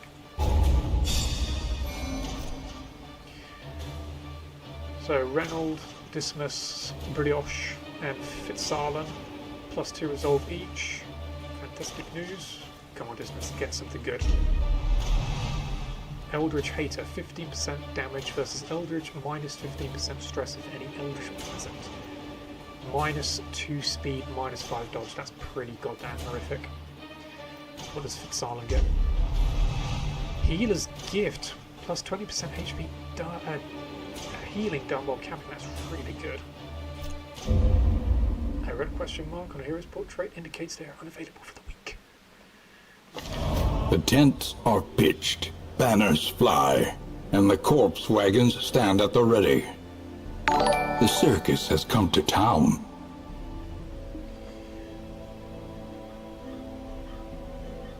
Thank you very much for following, Retning. Thank you very much for joining as well. Hope you're having a lovely evening. As you can see, we are playing a little bit of Darkest Dungeon. The Butcher's Circus. A travelling circus has arrived on the outskirts of town, bringing with them all manner of crude sport. Enter the ring this week to relieve tense stress from all heroes. Very cool. Travel to the circus. We're not going to do that. We're not going to do that. Successfully complete your first foray into the ruins. So week 2 is now ahead, and here we've got the town event, Butcher's Circus. Butcher's Circus, the circus is now unlocked. The tavern is now unlocked. The abbey is now unlocked. Ruins has advanced to Mastery 1. Fitzarlan and Brioche. I'm gonna keep calling her Brioche because I find it quite amusing. So Fitzarlan and Brioche are now Apprentice Plague Doctor and Vestal, respectively. Level 1s. Reno the Heir, Dismas the Rogue, Brioche the Doc, and Fitzarlan the Healer were successful in exploring the ruins. Level 1 short. Cool. Alright, Abbey, stress relief. The cobwebs have been dusted, the pews set straight. The Abbey calls to the faithful. Now, there will be various town events that relieve stress as you play the game. There will just be times in the dungeon based on various hero quirks or various hero classes or abilities where you can get rid of the stress. For example, a Jester, who is a musician, excellent stress reliever. Or you can just do it here, at the Abbey. However, there are some quirks and some character-related background quirks where they can't stress relieve in certain areas, or they can only stress relieve in certain areas. So there is a quirk called Nymphomaniac, wherein you can only stress relieve at the brothel, funnily enough. However, right now, Reno, I think if I wanted to put him in, I don't need to, but he will only go to the transept, pray to a higher power. He is barred The light of prayer is all I need, so he won't go there. Let me commune with the holy light. Dismas, he can go anywhere. Brioche, oh yeah, she will only go to the bar. And Fitzarlan. We'll have a look at who is in the hero roster. Well, not roster, in the stagecoach. I've never had a musketeer. I've never had a musketeer. This is great news. Alright, so we got another highwayman, and we've got a musketeer. In all the years that I've played, I've never had a musketeer. I've just been so unlucky.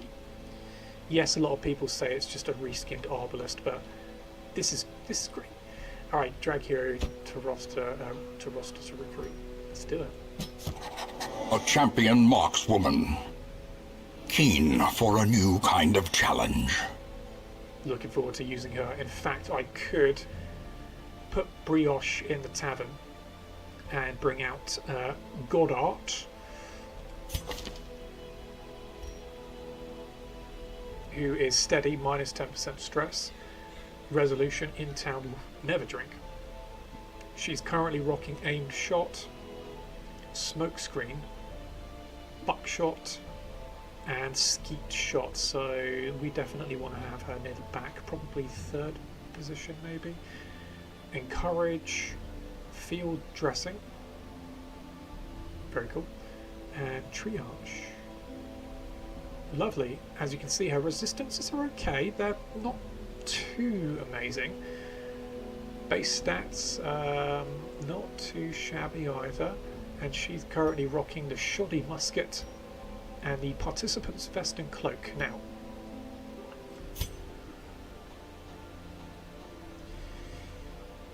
because you were the first to come along,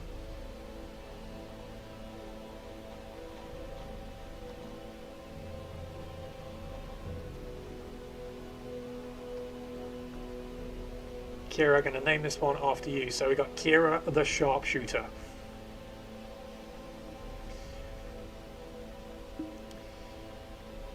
Let's see what skin she's got.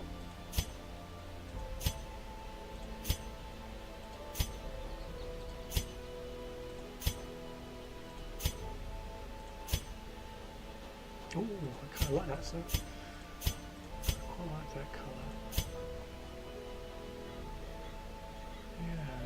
It changes the gun as well.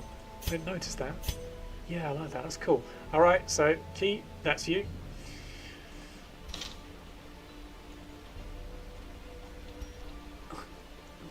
Brickville. Does that say Brickville? Okay.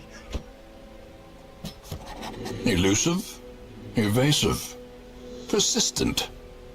Righteous traits for a rogue. Alright, so Brickville is a cove explorer, so would be perfect there. So 10% scouting chance in the cove, slow reflexes, -1 speed, compulsive, suffers intense need to do specific actions. He's currently rocking pistol shot, point blank shot, which is great.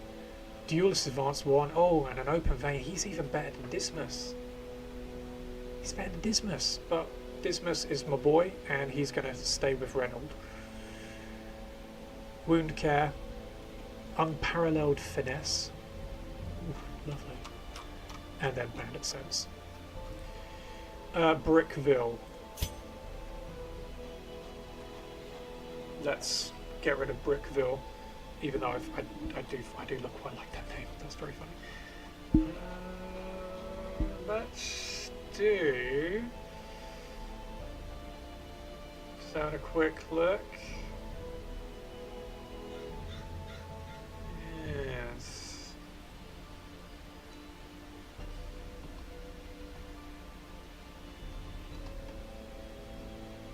This is midnight. What I'm currently doing, I'm just having a look at the chat and who came in chat first. So we got Key and we got Chris. Just have to say, Mira, you're going to be up next. So whoever we get next, that's going to be you. So we got Midnight, which I quite like. Let's just say that Midnight is a rogue of considerable skill, and he may or may not have had past dealings with Dismas before. And whether or not they get on is dubious notion at best. But they have heard of one another. They're steering clear, but I think they respect each other's craft. And I think with a name like Midnight, I think that is a pretty appropriate garb. So we've got Midnight, the rogue. Kira the sharpshooter. Well, she's wearing pirate-related gear, so let's just say that she's some sort of captain who has recently been marooned by her men on the ship, by all of the apparent first mates who are not really her mates anymore, after multiple, unfortunately, failed attempts at finding lots and lots of gold, but the adventure always getting the best of her compared to the reward.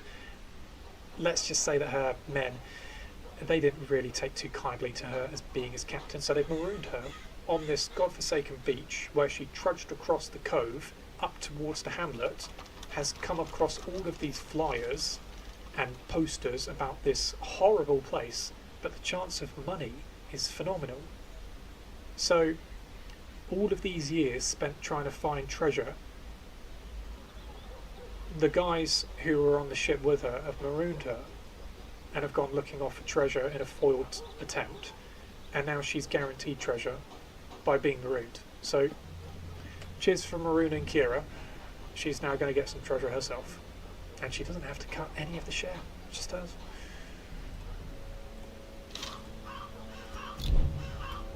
Tavern, stress relief. Fresh kegs, cards, and curtained rooms promise solace to the weary and broken alike. As we can see, brothel pleasures of the flesh. The caretaker is currently enjoying this activity. I'm sure he is. Anything is better than sitting around and stuff. Yeah. This is your home you're speaking about. Alright, embark. As you can see, we are now Ruins level 1. The courtyard. Clear a path to the boss. We also have the farmstead. A light in the sky. Something has fallen from the stars and struck the old mill. Neighbours whisper of twisted vegetation, eerily shifting lights. Defeat all enemies. There's quite a few decent rewards there, but we're not going to start the farmstead. Not yet, at least. Explore other regions to unlock this one. So the Warren's Weald Cove are currently locked. The darkest dungeon. We are the flame. If I click this, look at the barks that the guys below say. I fear this task is beyond me. The terrible creature's power waxes terrible. The creature's power waxes terrible. Recover the protective relics from the long-abandoned base camp, but beware the shuffling horror. As you can see, the rewards are phenomenal. But we're not going to do that. We're not going to put those guys through that. So we've got a state map. We've got a scout, which is again 90% of rooms to discover. We've got the stark reminder. 3% crit, minus 3% virtue chance, 2 portraits, 3 grand in gold. We've got another scout. Same rewards except for steadfast boots, minus 4 dodge, but 20% move resist. We've got a cleanse. They can be killed, they can be beaten. It's a medium dungeon, so we will be taking in 1 campfire, all that's needed. Now that's 4.5 grand, 2 portraits, and a bleed amulet. Minus 20% blight resist, but 20% bleed resist and 20% bleed skill chance. Very good on the Highwayman, if we're using his open vein. Or a medium, explore 90% of rooms. Unholy machinations have crushed together hallway and vault. Explore your ancestral home as far as you are able. That's a medium. Not confident bringing in a medium dungeon just yet. And I think... oh, that's 3Ds.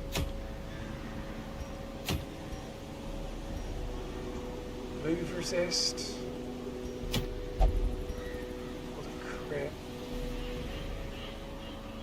kind of like this. You know what? We're going to go with Stark Reminder. We'll go with Scout, and we're going to trade Kira for Brioche. So let's just take her back. Let's put Brioche there. A grand to drink some booze. Drink your cares away. Confirm the treatment. Bring the whole bowl. This will not be a short night. I'm pretty sure that's what it said. Okay, hopefully she has a good time. Embark. Yeah, we'll do. Yeah, we'll do that one.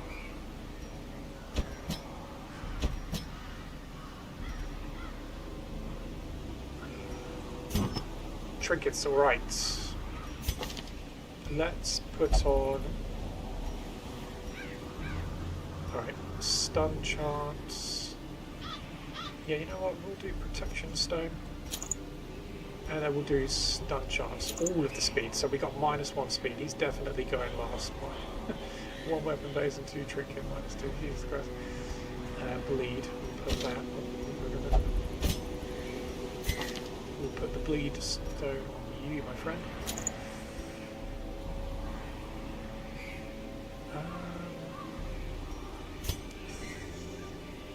Dodge is 0, dodge is 0, dodge is 5, dodge is 5. Just because she's already got a bit of stress, we're going to put the book on Vestal. And then the disease charm. You know what, no, let's just sell this. 750 gold. Really sell disease charm for 750, you know? Yes, always. Cool. Okay. Provision. We've got a holy water and a bandage. Let's take more food. We'll take 15 food again. Take shovels, they're important always. Take 2 anti-venom. 3 no. Take no, just do 2.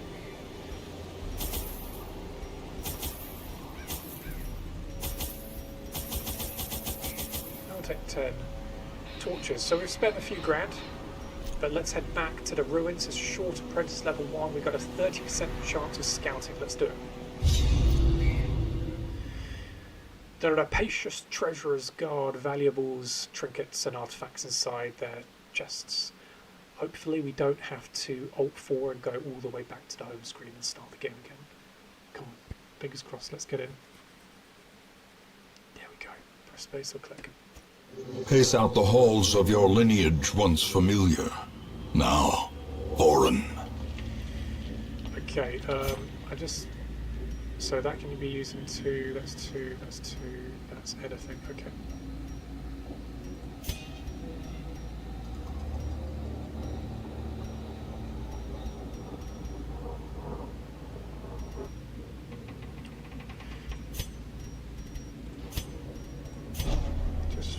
Just because I want to. Alright, let's do it. Oh, that's not exactly kind. So let's forego this. Fucking hell. Explore 9% of rooms.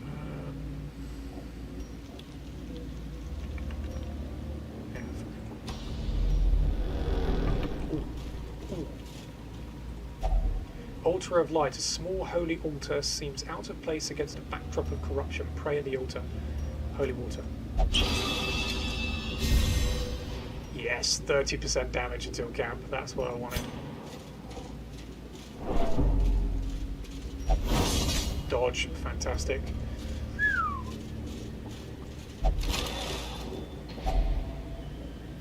First crests.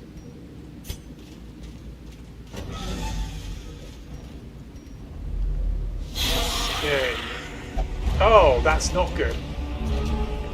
That's horrible.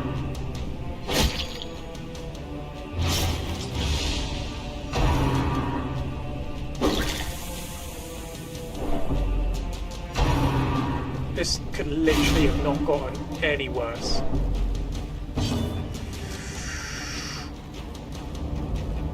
Okay, let's just try and get rid of the... No, I doubt these are going to hit. but let's just try. Okay. Re-smash. I can't do anything. Jesus, but we can. Oh no, we can do that. Shot. Torch other heroes. Clear stun. Clear mark. -1% stress. Let's just move you back 2.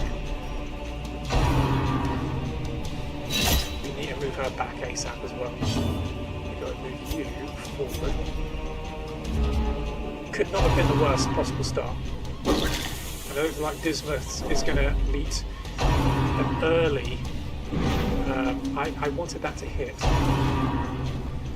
But Dismas is getting screwed out there. Oh. Just let her. 1 damage. That's fine. 1 damage.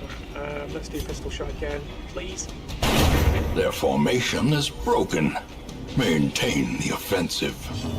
Right, aim shot. Not great. We gotta move it back. Got to get some healing done. And we'll move you forward. Good, we can get some healing. Alright. I think he's gonna get pushed over to the edge soon.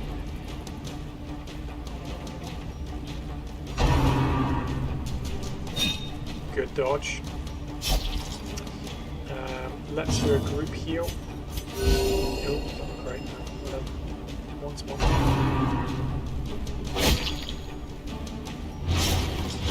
More damage around. I can take that. Do open vein you. Ooh, bleeding for.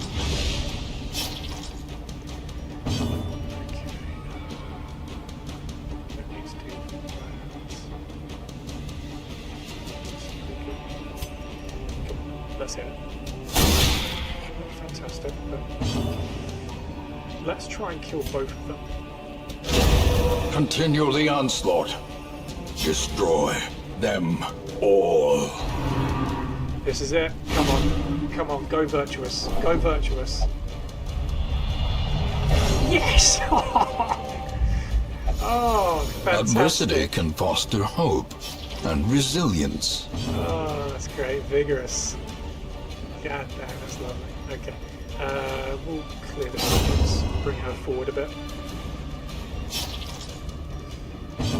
Do the by comfort. A momentary abatement. Let's try and stun her so we can get a couple of OPs in.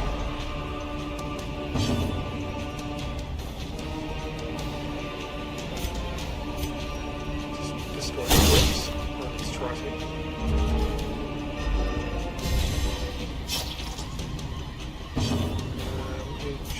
Shot. Just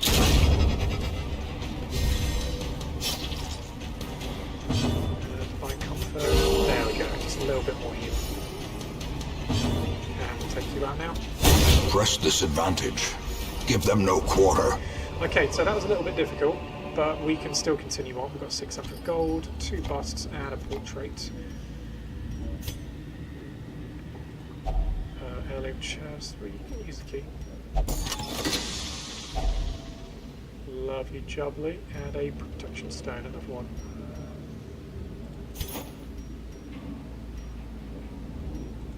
Let's turn up the torch a little bit, just for now at least.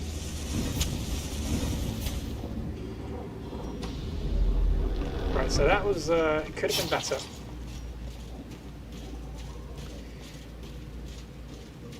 Could have been better. That Dismas coming in clutch with that vigorous bookshelf. A bookshelf of old leather-bound tomes. Skim through the volumes. It could either reward us with a fuck ton of stress, or it could give us a diary page. But because I'm not too sure on what it's gonna do, I'm gonna ignore it. It's just best to do.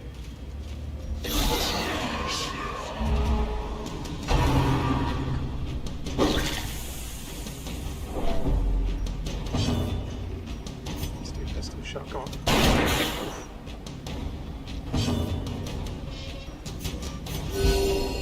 Let's keep those heals coming. Death waits for the slightest lapse in concentration.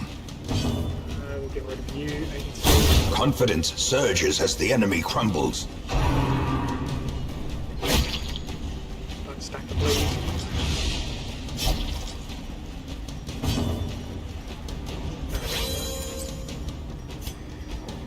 That's done.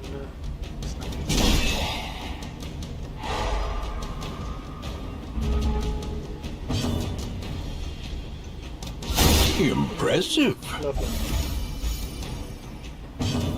Get rid of you. As the fiend falls, a faint hope blossoms. Some healing done. A momentary abatement. Beautiful, and then we'll just spot you. It's all coming together. We've got an emerald. Be wary. Triumphant pride precipitates a dizzying fall. Get rid of the jade. Journal page. The blackest of fates, 4 of 5. I now find myself back in the warrens, among the remains of my companions. My wounds are too severe to allow the completion of my task. Thus, the desecration must resume another time. Curious, there is a ring in my pocket. Where it came from, I cannot begin to guess, though it bears the sigil of the estate's ancestral owner. Very curious. There's not nearly enough. There's not nearly this many without mods, so we got quite a few others to find. For now, we'll take this.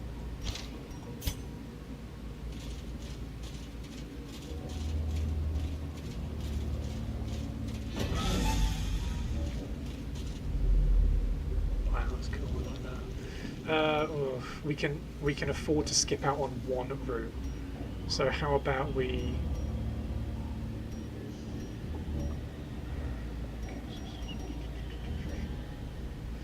Let's go there.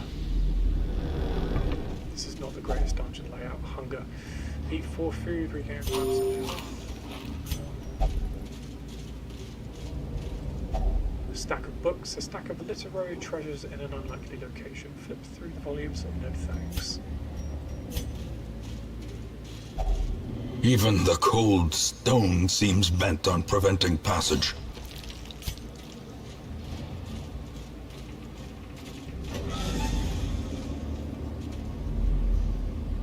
Where's this scouting chance? Let's use another torch.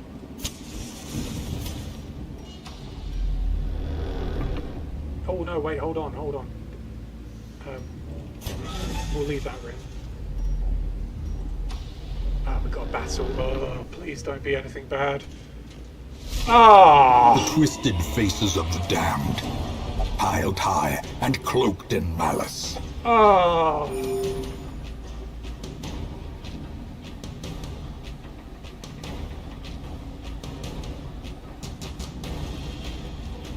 I was just fucking thinking about you. I was thinking, we've got a full goddamn inventory, and it was only a matter of time before this fucker would show up. Alright, this is the collector. This is dangerous. Let's try and kill him. Oh god, let's just try it. Precision and power.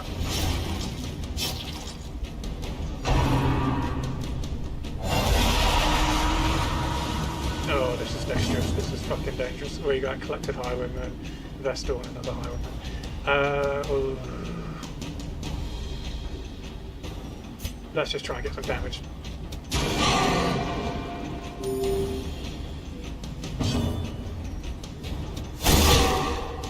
Let's try and out-damage him.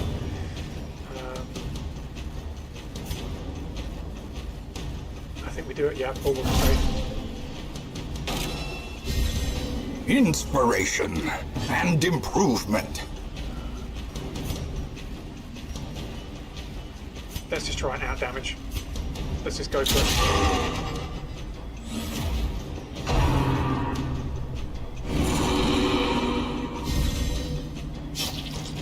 Don't lifesteal. In.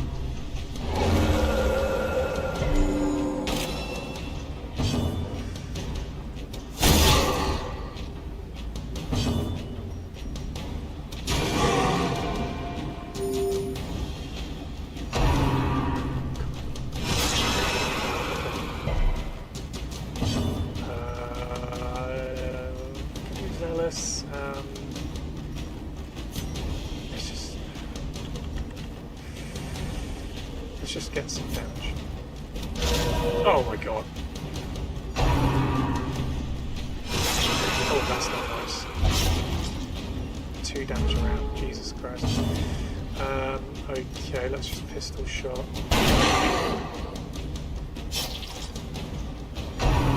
Oh, this is not good.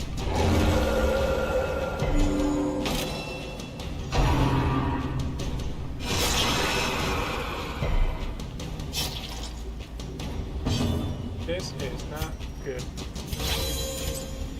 I'm just going to try and out-damage him.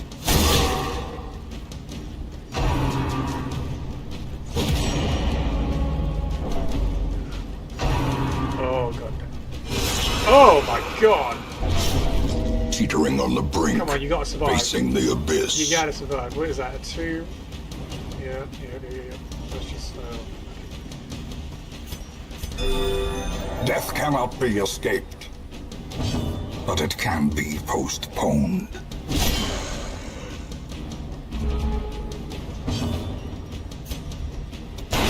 Oh, A that's good. decisive pummeling. Come on. Let's just fucking kill him.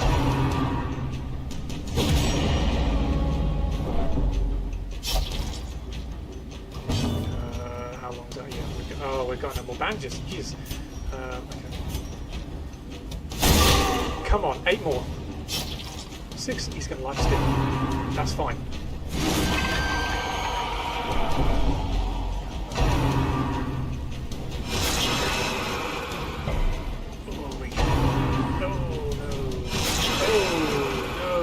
Please Perched at the don't very die. precipice of oblivion.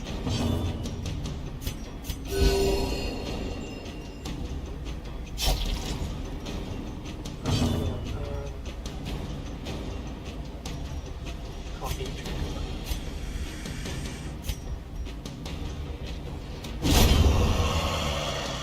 Come forward, come on, let's just get him, please, please, please, please, please. No. 50% damage, 10 accuracy, let's just fucking kill him. Please, please, please, please. Oh, thank A God. predator is often blind to its own peril.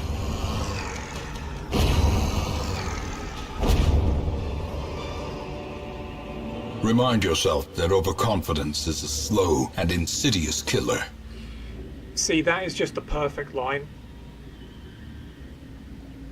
That's going to encapsulate my next thoughts. Do I push on, or do I just call it quits and say, look, we've made a bit of a loss, but we can save the guys 100 gold. Renaud's head, very rare, plus 25% damage versus Unholy, plus 25% protection when attacked by Unholy, plus 20 stress.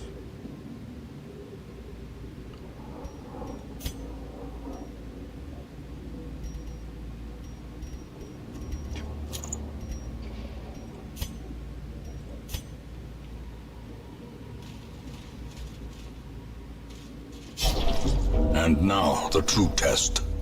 Hold fast, or expire.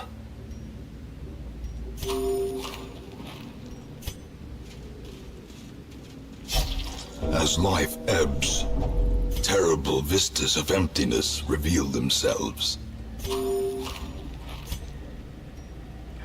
It's just, I don't think it's worth it.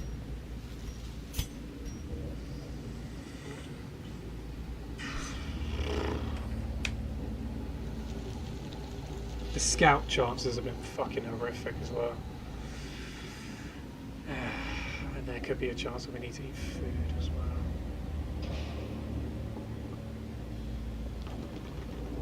What do you think, guys? Do you think we should push on, or do you think we should cut our losses and go?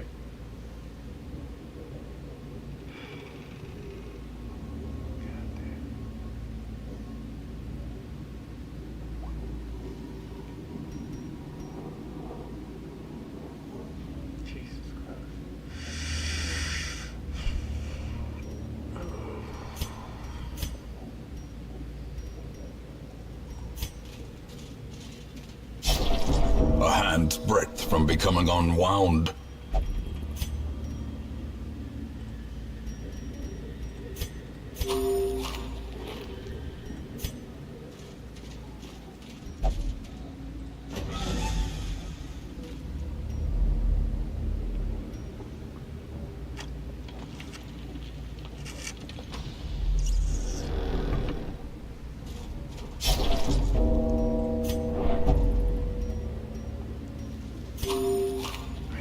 just need to get into combat and do some decent heals.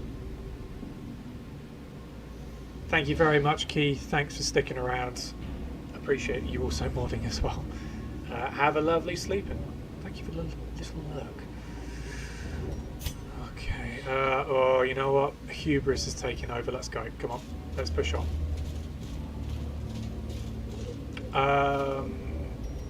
I think this is medicinal herbs. Iron Maiden. A rusty Iron Maiden stands against the wall, clasped shut. Open the torture device and search it. We're going to do it just because you've got the most health, and this could not work. Might not work. Okay, good. Oh! 25 gold. Youth Chalice. Vestal only. 20% max HP, minus 10% damage. Cool.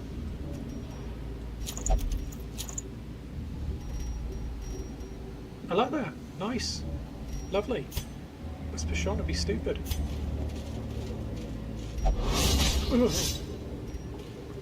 Carelessness will find no clemency in this place.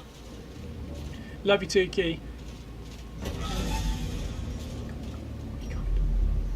Where are the scouts? Please, just scout the rooms. Hubris is taking over. It's well and truly taken over.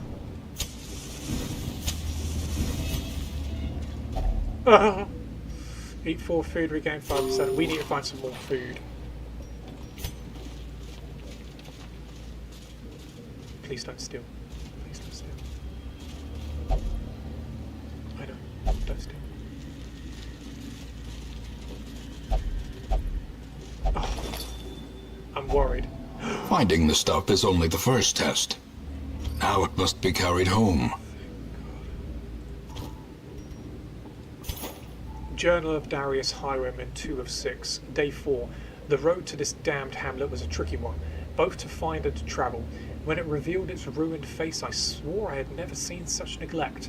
Some buildings collapsed and uncaring residents fidgeting uselessly. I went swiftly to the tavern. Others with similar interests have gathered there, and I was assembled into an expedition. We leave at first light on the morrow.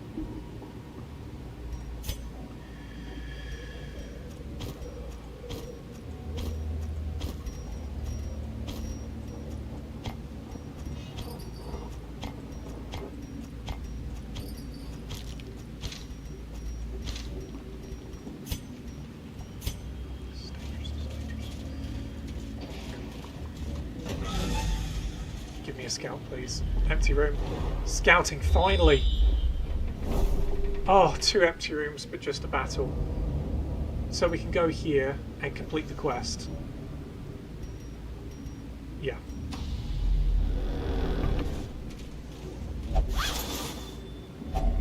Glittering gold, trinkets and baubles. Paid for in blood. Oh, I still need to go there. Fuck's sake. I just remembered. I gotta go there. Lovely background once again. Alright, let's go back. Please, no fights. Come on. Be kind. Be kind.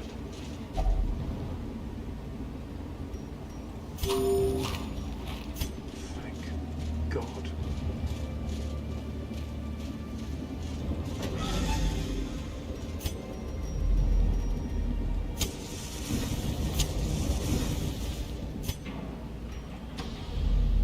We could do it.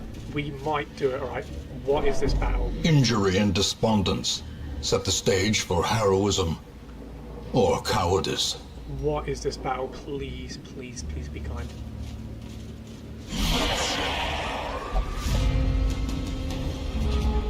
Right, we've got a Cultist Brawler, Realm for the Old Gods. We've got a Cultist Acolyte, and then we've got a DLC. We've got a modded monster. This is the Terrafang.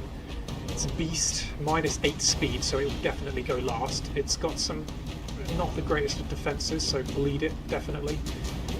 Alright, let's go. Let's just try and get the damage. It can repost though, and it's active. Minus 100% damage, 100% damage, 33% damage, seeming sleep. Let's go.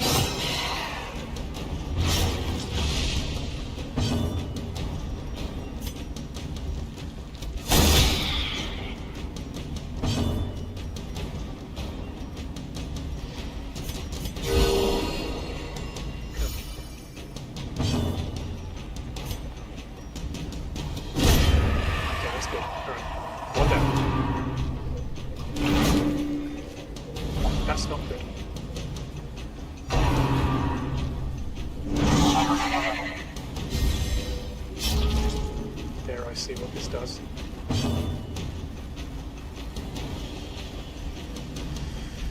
Alright, we gotta try and get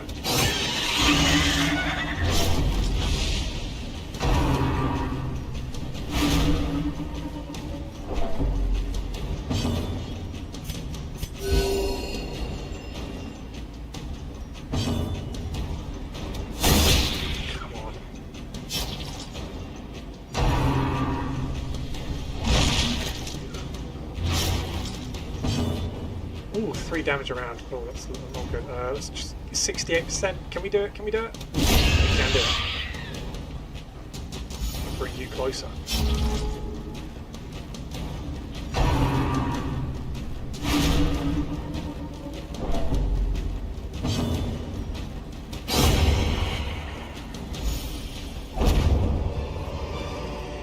A trifling victory, but a victory nonetheless.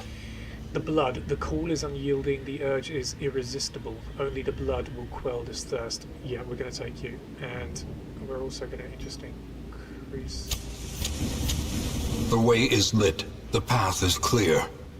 We require only the strength to follow it.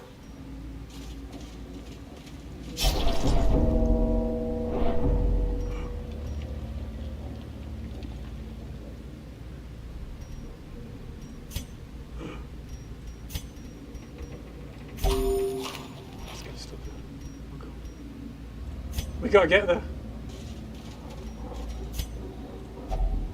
Decorative urn. An urn holds ashes of the departed. I think that's holy water. Okay, cool. We've got 3 citrine, so that's 750. And we got an onyx.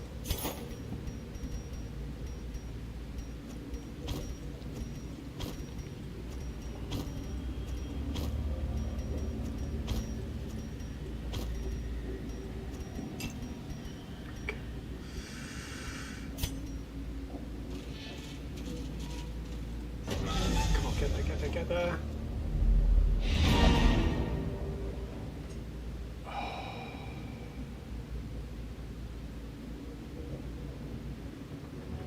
Oh. Quest complete. Continue adventuring. Return to Hamlet. The great ruins belong to us, and we will find whatever secrets they hold.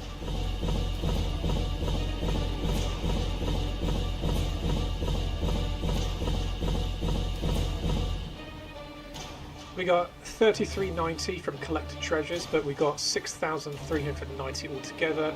We have 3 portraits, a stark reminder, 3% crit, but minus 3% virtue chance. We've got 8 busts and 12 crests. You know what? Not too shabby. Plus 2 resolve for everyone. Reynolds. Fading. Minus 2 speed, minus 5 dodge. Not great. Business. Wield Scrounger, plus 5% scouting chance. And the Wield Dark Temptation, prone to investigating the dark arts. And Kira.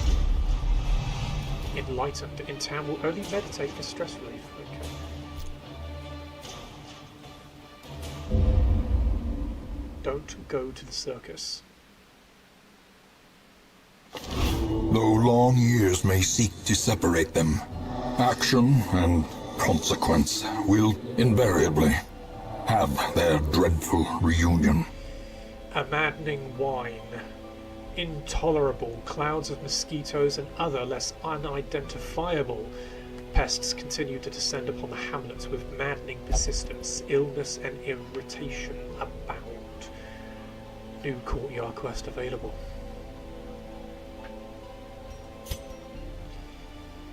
We're on to week 3. Tavern. Brioche, the dock, feels fierce and hale thanks to imbibing strong spirits. Tavern. Brioche, the dock, had a night on the town and recovered 32 stress.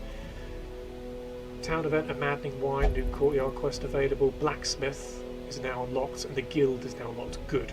We need the guild. Wield has been unlocked. Kira, the sharpshooter, is apprentice level 1 musketeer. Renaud, Dismas, Kira, and Fitzlan were successful in exploring the ruins level 1 short. Oh, you can see those mosquitoes. Oh, the Crimson Court is well and truly here. Guild, upgrade combat skills. Make no mistake. We will face ever greater threats. Our soldiers must be ready. Blacksmith, upgrade weapons and armor. The bellows blast once again. The forge stands ready to make weapons of war. Okay, alright, everyone's pretty stressed. Let's just hope that there's maybe a Jester. Oh, by the way, in the base game of the Darkest Dungeon, when you have the Butcher's Circus installed, there, right here, is a big icon. It's not linked to any part of the architecture, you just click it, you're in the circus. But there's a little mod here that attaches it instead to the signpost, which I think is quite cool. Butcher's Circus, compete in a ring. Let's see who's in the stagecoach. The journey here was unnerving. We got a Hedgeknight. And we got an Arbalist. Fantastic news.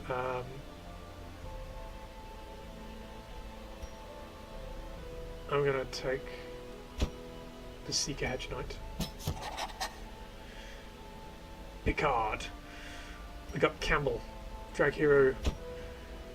Drag the Arbalist. We need an Arbalist. That'd be cool. Shoot, bandage, and pillage. The dancing steps of war. Okay,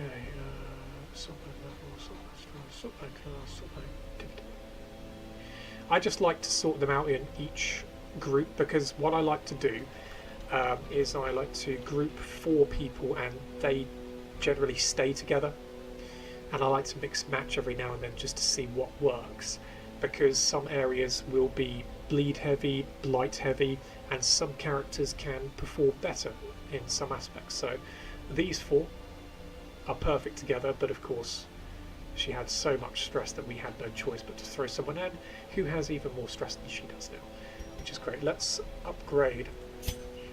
Upgrading the stagecoach increases the available heroes for hire each week or increases your roster size. Stagecoach network increases the number of recruits available for hire. The change will take effect after your return from your next quest. Increase network, increase stagecoach. Can't speak. Stagecoach network, increase number of available heroes to 3. 3 deeds, 4 crests. Yeah. More arrive, foolishly seeking fortune and glory in this domain of the damned. Hero barracks increases the size of the roster. No. Experienced recruits. Experienced recruits provide a chance of higher level recruits appearing in the stagecoach. Instructor mastery, weaponsmithing and armor smithing, all level 2. Okay. We don't need that for size yet, so I'm not going to do that.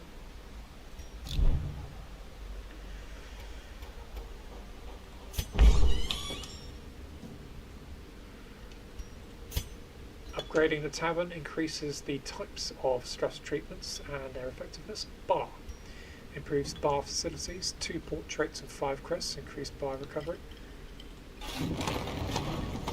Gambling improves the gambling facilities, 2 and 5 again.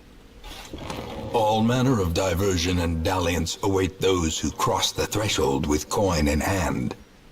And then the brothel, 2 and 5 again, improves the brothel facilities. Strong drink, a game of chance, and companionship. The rush of life. 16% chance, and one of the great things is that every time you upgrade the buildings, they take on a different form. So we're slowly but surely rebuilding everything.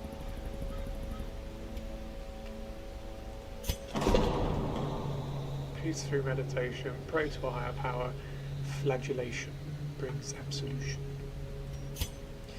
Upgrading the Abbey increases the types of stress treatments and their effectiveness. Cloister improves the meditation facilities. 4 busts and 5 crests. Yeah, increases stress recovery. Yeah, sure. Gilded icons and dogmatic rituals.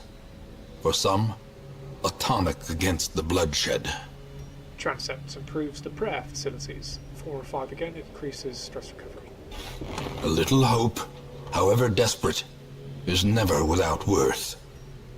And then the penance hall improves the flagellation facilities. 4 and 5 again. A man in a robe, claiming communion with the divine. Madness.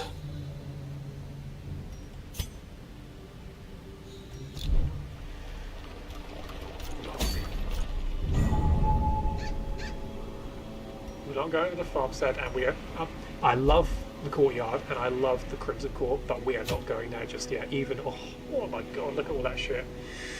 Activate 3 thronging hives. The hamlet is afflicted with a plague of winged pests. Brave the swampy ruins of the courtyard and torch their monstrous colonies. 5 grand, 12 crests.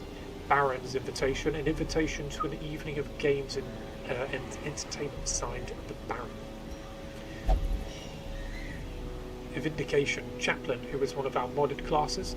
Crimson Court, plus 5% crit for every 30% HP missing, minus 20% HP healing received. On attacks, crit, self-1 blocks. The burden is mine to bear now. Permanent riposte, 60% damage.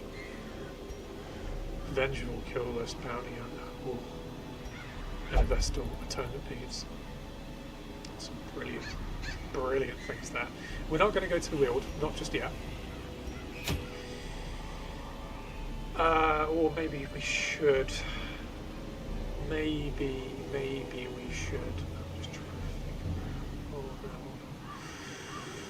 on. I think we would go back to the ruins.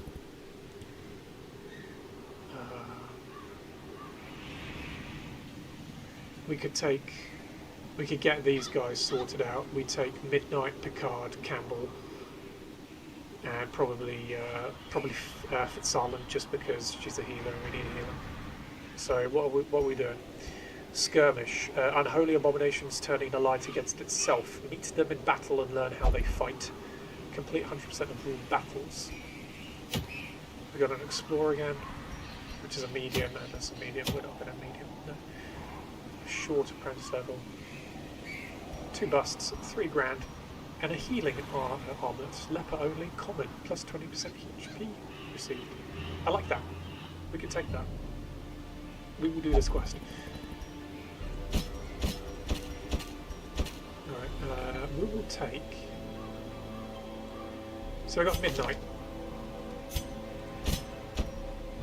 We'll put you first because you've got point blank. So Dismas is entrusting Midnight for the next quest.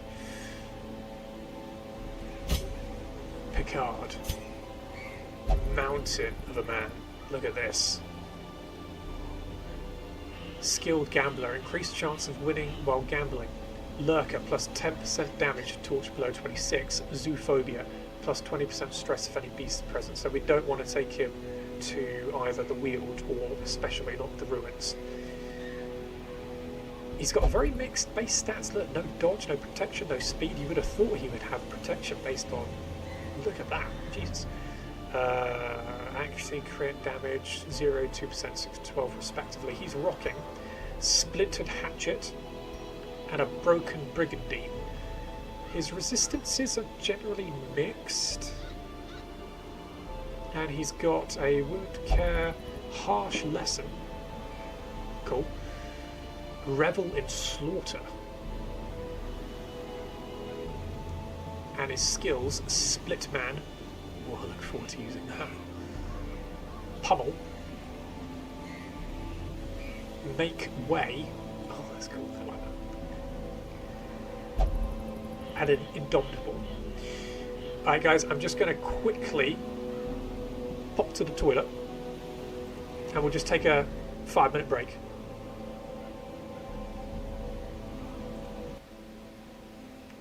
I might just go and make a cup of tea. We'll go for a little bit further. I know this is quite long as it is, but we'll go for a little bit further. Maybe we'll do one more dungeon and then we'll call it a day. But yeah, be back in a few minutes' time. Just making a cup of tea and going to the toilet. Bye bye.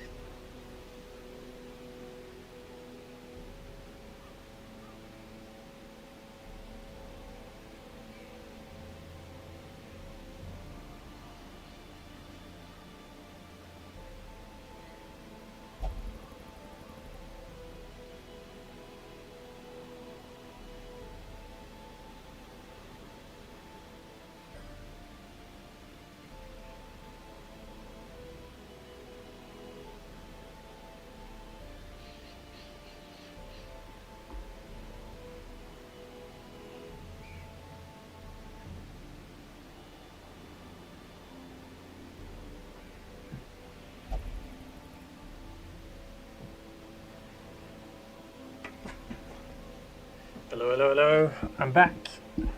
Got my tea. It is lovely. Alright, let's go back to gameplay.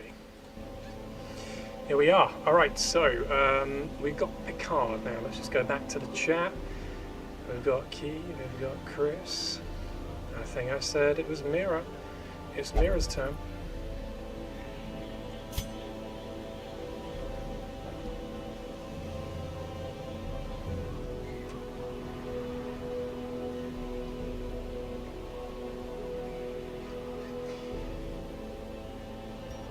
I like to think that this was once a marshal, maybe even a sheriff in a former time, where he oversaw various, a single county that has now been almost destroyed, utterly obliterated by the horrors that escaped the hamlet and the darkest dungeon itself. They ravaged his town, destroyed it completely, and in doing so, well, no one survived except him, who was completely indomitable and an absolute tank. He was able to single-handedly save himself and some people, but the majority of them died. He spent several days tracking the creatures that fled back to the hamlet, back to the darkest dungeon. So he now approaches the hamlet, this mountain of a man. In doing so, he looks at the badge that he once wore as a former protector of the people, and he feels that he failed, and he crushes the badge, dropping onto the floor, stamping on it before marching towards the hamlet, demanding answers. And this is where he is. He is here to try and not only redeem himself because he thinks that he failed his village, his county, but it's just to murder every single creature that might come up from the dungeon. And this is why Mira, the marshal, has come.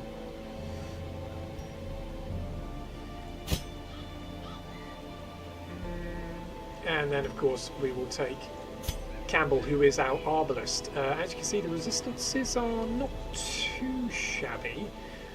Camping skills, we've got wound care, we've got marching plan, not too bad, and then the triage. Now, the Musketeer is essentially a reskin of this. It's an official DLC by Red Hook, but a lot of people favour the arbalist over the Musketeer. Considered more versatile and the skills just to be infinitely better. I like what the Musketeer has brought so far, but I don't feel I've unlocked her full potential yet, but give it time. So we've got Sniper Shot, we've got Koala,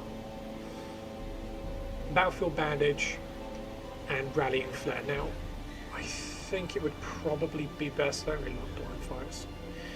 I think it actually might be best to use Sniper's Mark.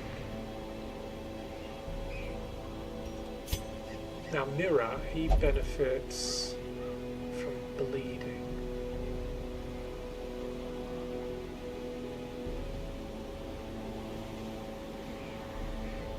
Yeah, he benefits from bleeding. Campbell. A weak grip, minus 5% crit melee skills, whatever. He doesn't do any, melee.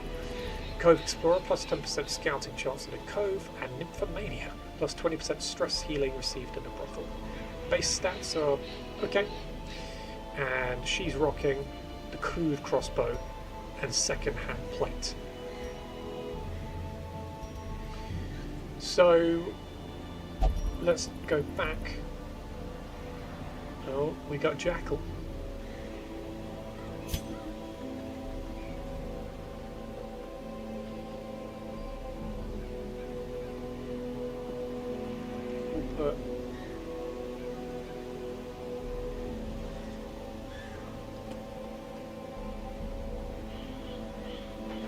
The Jackal. Known only as the Jackal, this sharpshooter of immense power has come to the hamlet seeking reward and fame. Quite egotistical in her nature, she knows what she can do, which is kill from close range, but especially from long range. Single-handedly one of the greatest sharpshooters probably out there. She merely walked up to the gate and people already knew who she was. So she's a bit of a celebrity around here and across everywhere, considering all someone had to do was look at her and realised who this was. The Jackal has come here for her own personal gain, but who knows? Maybe by finding treasures and trinkets and baubles, she'll maybe find something else, something that ties her here. Maybe she once clears the darkest dungeon, or that's the hope. Maybe she can put aside the greatest challenge, the challenge that she is wanting. Every other challenge has been completed, every other task has been done. She's looking for that next thing. Maybe the darkest dungeon is that, and she's come here seeking fame and fortune. Will she find it? Who knows? Will she seek death? Who knows? Well, she's not going to seek death, but maybe she is going to die. Hopefully not, but let's see what skins she has. Okay, saw something. Oh, look at that! Hopefully Twitch doesn't ban me.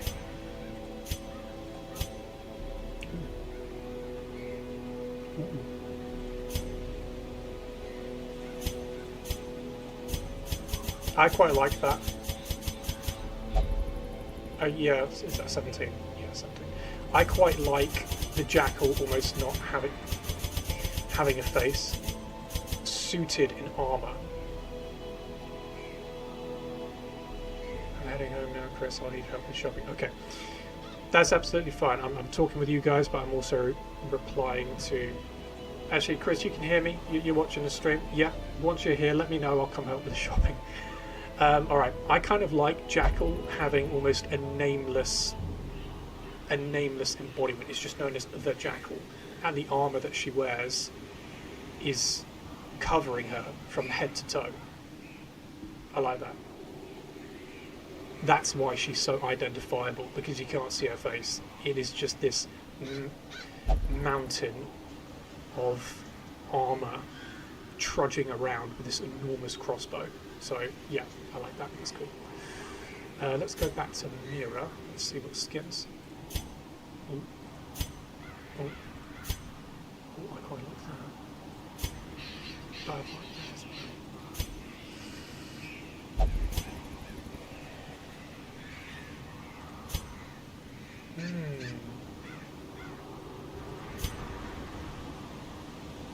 Yeah, I do like 3. I do like that.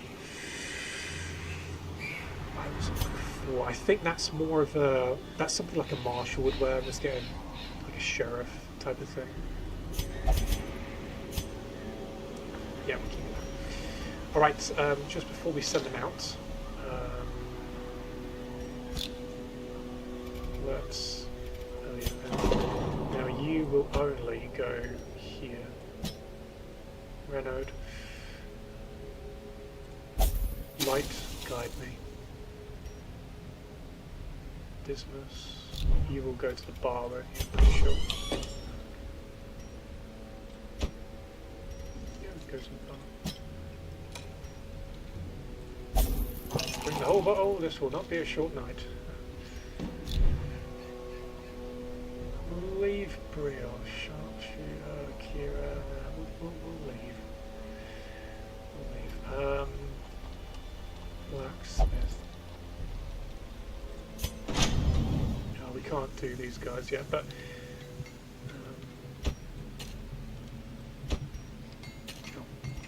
let's just sort this out.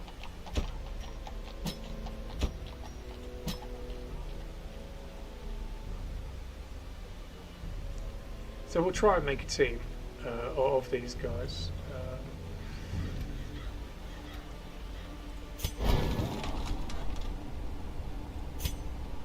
Highwayman. A rogue, a thug and a thief, the Highwayman has honed his skills with dirk and flintlock to devastating effect. Whether at range and melee, he is equally effective at dispatching his foes, be it a grape shot area effect or single target bleed. The Highwayman's skill focuses solely on dealing damage in a variety of ways. Marshal. Hedgeknight.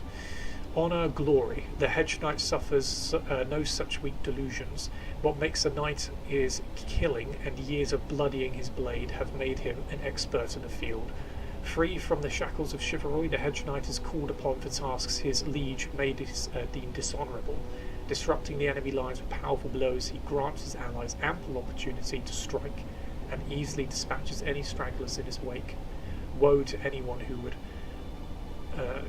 wound him enough to garner his attention.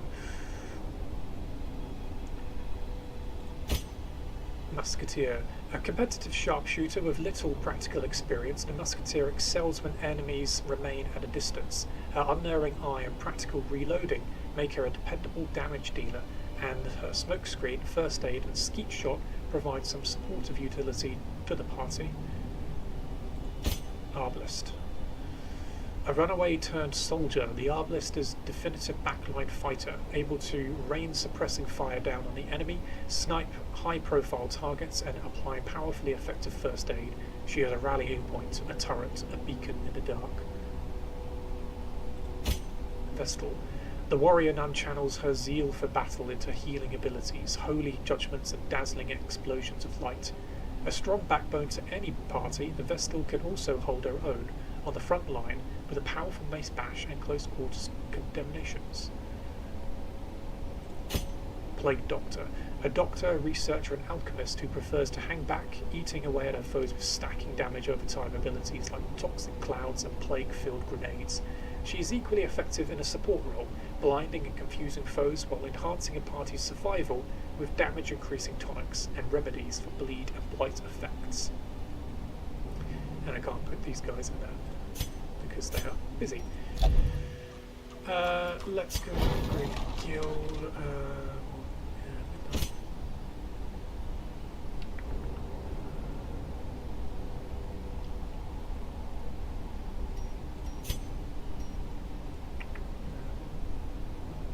Not yet.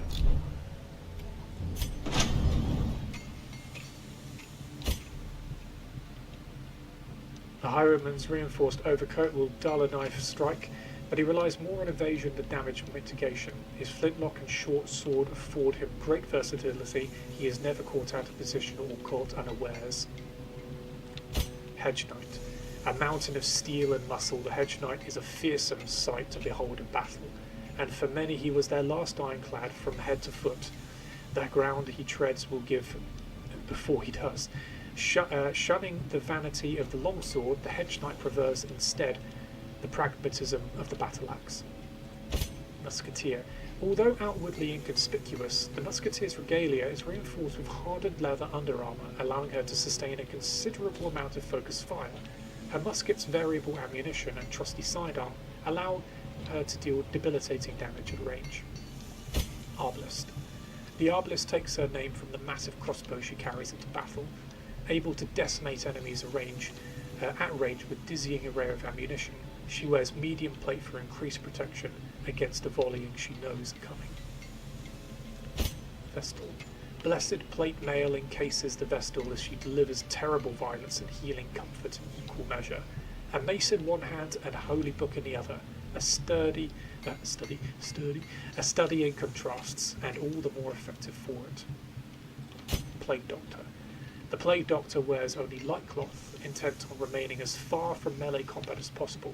From a distance, she lobs toxic sachets that can blind, disorient, and eat away at her foes. Cool. Right, I don't have the funds to buy anything. I'm not spending $1,000 to unlock things, so...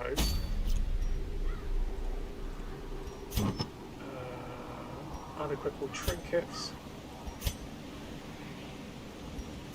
Okay, let's use the bleed stone for you. Let's give the youth chalice there.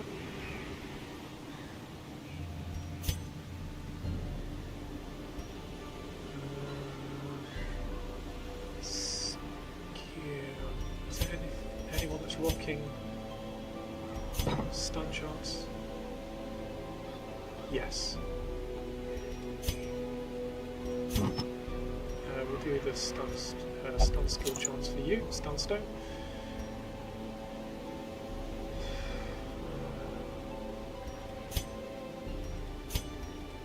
So we just give the dodge to the person who's got the most, the least amount of dodge with the most HP. So we'll take the glossary and we'll give it to you. Protection stone, crit. Yeah, we'll give you that. Actually, no.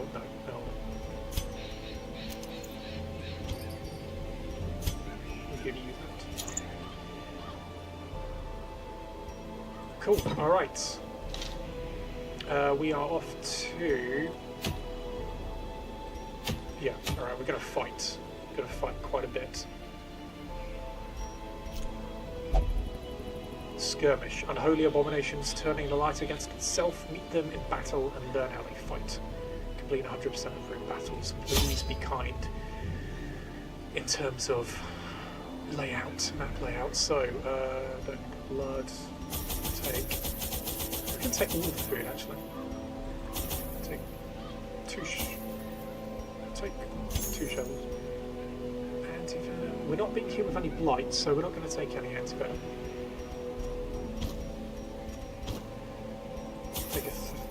torches, a couple of medicinal herbs, a couple of skeleton keys, 2 holy waters, not using any more of them. We'll take 12 torches. Let's go. We got a 30% scouting chance. We're back to the ruins. Once holy idols and shrines have been corrupted to favour pagan gods, holy water can help restore them to their rightful condition.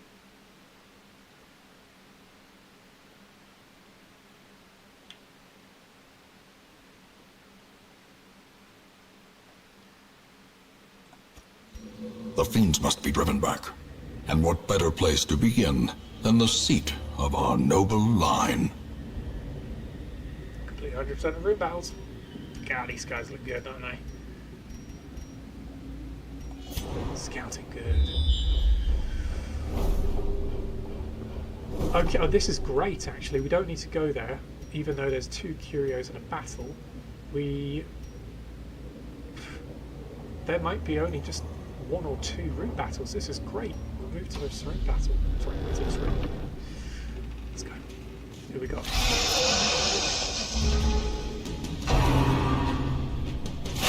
Please don't stun.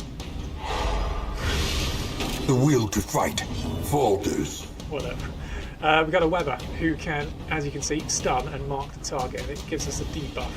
Minus 50% blur. It's incredible, isn't it? Minus 15% blight resist, and I chose not to bring anti-venom because I didn't think we'd be fighting spiders. And the flawed observer, who is unholy, eldritch, and a beholder. Okay, bleed is not great, blight is not great, stun chance we'd have difficulty against. Alright, let's go to judgment.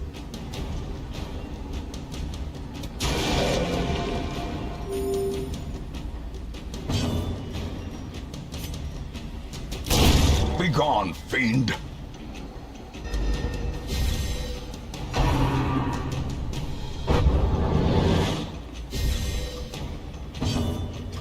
Damage for 4. We want to take care of that. Right, let's see how this is 70% chance. Another one falls. Good, I like that.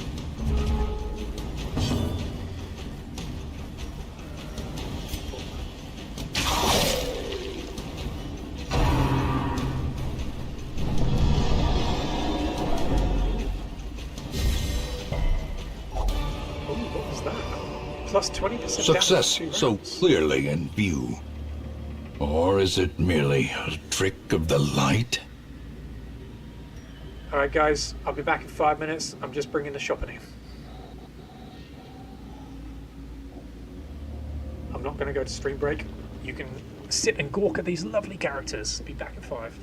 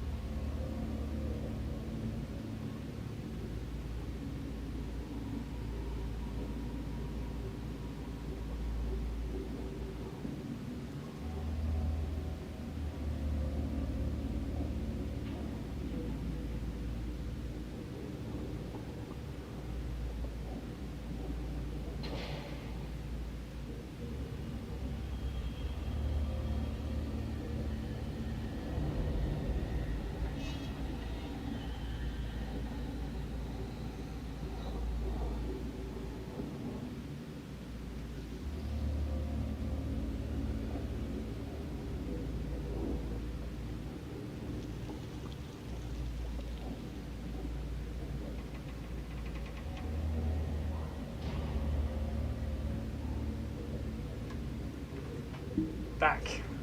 Thank you for the wait, guys. Okay, alright. Just destroying my desk. Pardon me. Right, so from our fight. Now that was weird. Possessed us and then just pieced out.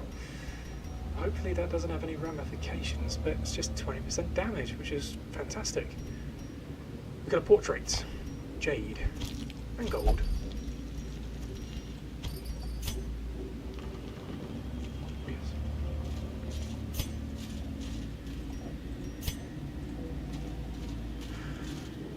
Please, please, please, please, please. If anyone has any sort of quirk that is going to interact with this, I'm going to lose it. I can interact with it. This is a Shambler's altar. It says, the sacrifice of fire is the gate to ruin. Place a torch if you crave the void. Now, contrary to my name, Vault of the Void, this can fuck right off. Maybe in later episodes, when we've geared up, but not now. If you thought the Collector, the mini-boss that we fought in the previous dungeon, was bad, yeah, you ain't seen nothing.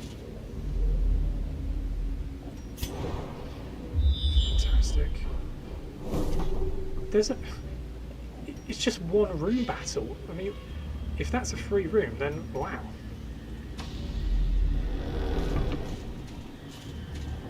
We're not going to flip through that. 80, 50, 50, and 60. Are you kidding me? Mind that such missteps are the exception, and not the rule. Absolute joke. We'll work our way around it.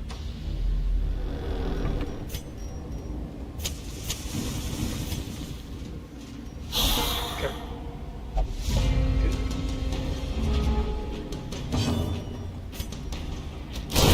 Executed with impunity.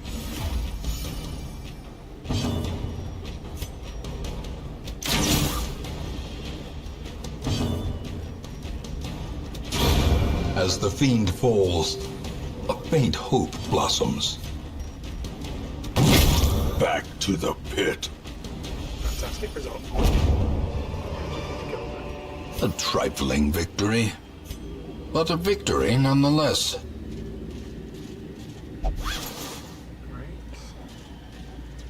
Don't need those.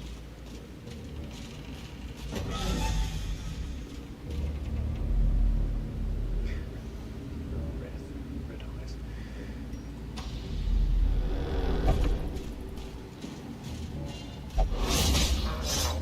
Traps. Carelessness will find no clemency in this place. Bust's cool.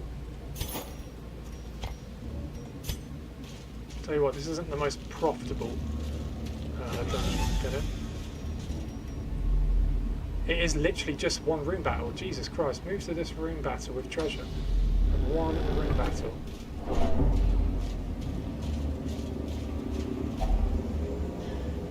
Full food, we're gonna find.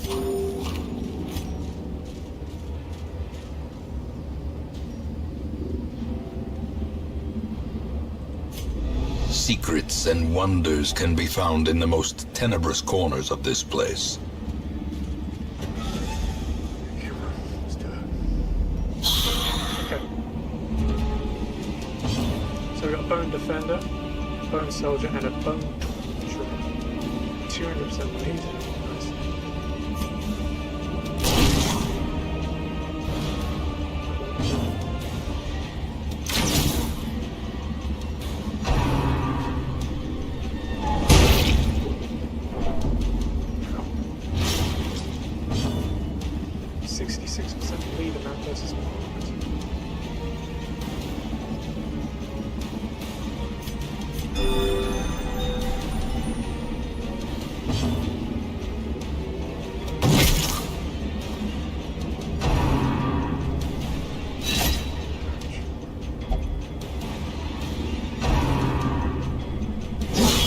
A dizzying blow to body and brain.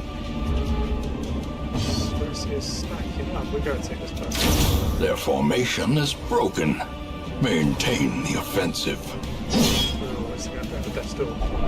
As Lead life out. ebbs, terrible vistas of emptiness reveal themselves.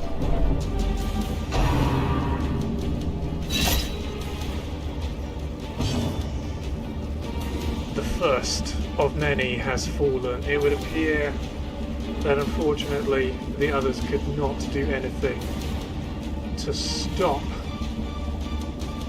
him from falling. And just like that, his body will be dragged to the graveyard and buried. Soothed. Sedated. We should did that before.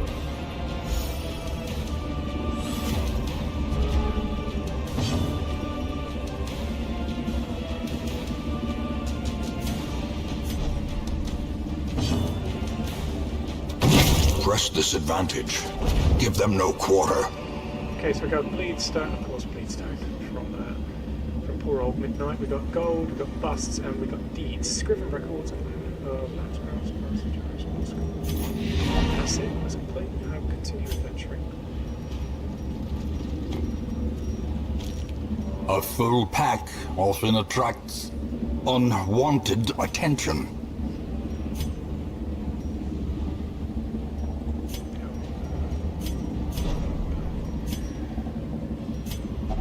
Heirloom chest. Lovely.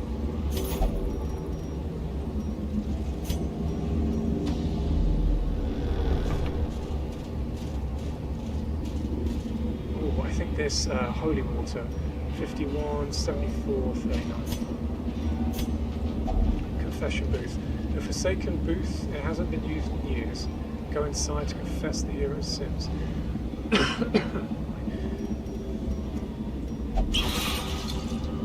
Lovely. So I'd like to potentially go up there.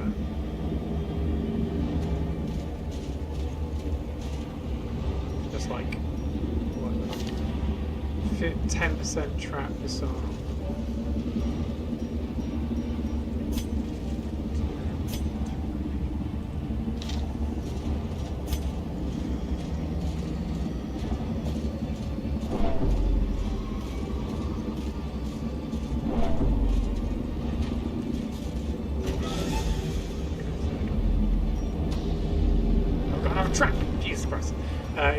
It's not worth it. It's not worth going up there. It's not worth it. Quest complete. Let's go. Room by room, hall by hall, we reclaim what is ours. So we got 2 busts, 3 grand, and a leper bracelet, along with an extra. 1540. That's not great. Collected heirlooms. Getting a few. So altogether we leave with 4,540 gold, 10 busts, a portrait, 4 deeds, and 8 crests. So it's not too bad. +2 resolve. Photomania, minus 20% stress of torch above 75 and collecto, prone to stealing. Unquiet mind, may not meditate while in town. Don't mind that, that's fine. Second wind, plus 10% damage, HP below 50%. And of course, Midnight, the first of many to fall. Maybe Dismas was right about him all along. Maybe he was just a cocky arsehole who thought he was the greatest. He wasn't. Short on gold, sell unwanted trinkets directly from your trinket inventory. Good to know. She has paid dearly for her freedom, and deserves better than this place. A desert wind, a sandstorm of rumours and half-truths swirl around the newcomer. Shifting, swaying, she mesmerizes her prey before the final strike. Week 4, so Tavern. Dismuth has developed a Reliance of Spirits, new quirk Templar in Town of Only Drink. Had a night on the town, recovered 56 stress. Reynolds, 69, nice. Town event disappeared. Survivalist, the Survivalist is now unlocked. Sanitarium is now unlocked. Ruins, Cove and Warren, advanced to Mastery 2 and unlocked respectively. Jackal is now Apprentice level 1. Mira the Marshal is Apprentice level 1. Mira, Jackal, Fitzarlan. Vanquished many monsters in the ruins, level 1 short, however Midnight met their final fate during the quest. What a shame.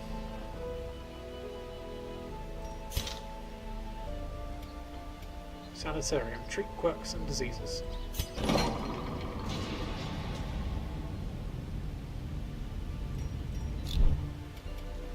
Survivalist, great camping skills. At home in wild places, she is a stalwart survivor and a strict instructor.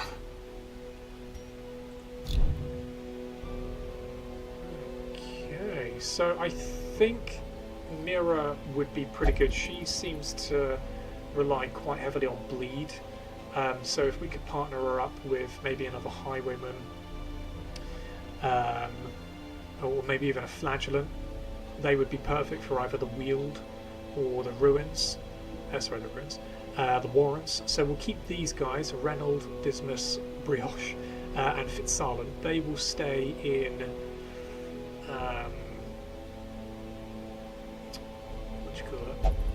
the Ruins.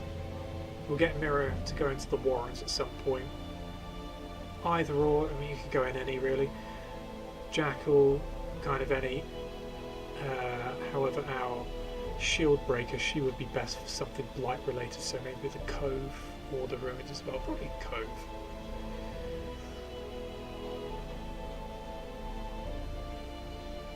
Yeah, sorry, Chris. Your character died. Literally, as I was saying it, he was hit with an enormous blow and he had bleed on him. And as I was saying, please don't die or something to that, seconds later he was. You have 67% base chance at death's door. He was just at 33%. Sorry about that. However, maybe we can fit you in for however we can fit you in for however. Awful. What do you think of this lady, Chris? This is a shield breaker. Relies on blight.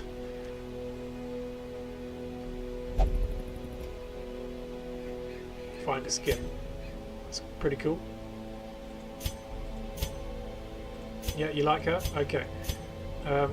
Which skin do you like? We'll go to number 1 and you can just point out. So this one. So just say a number.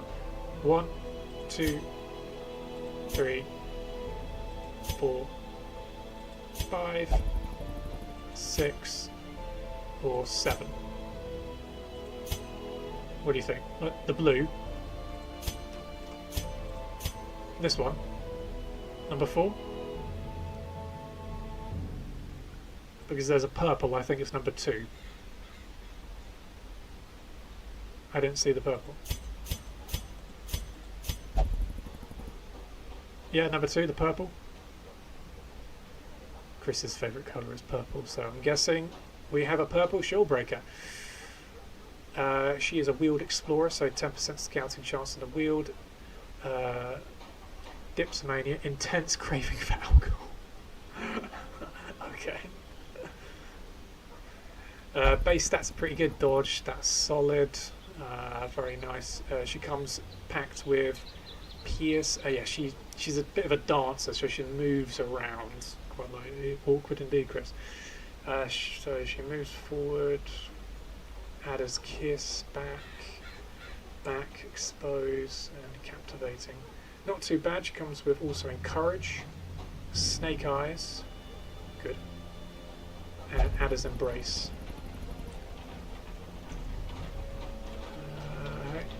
Resistances are somewhat mixed. and her weapon is a crude spear along with tattered rags.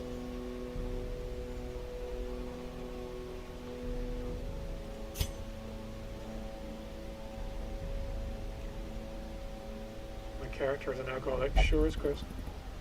Sure is. What are we thinking? What's a decent name for this character? Something that's like lore friendly. What do you think, Chris?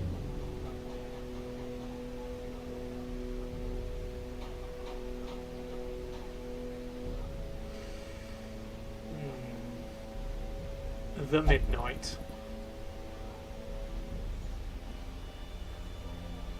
So we had Midnight, who was apparently a knight.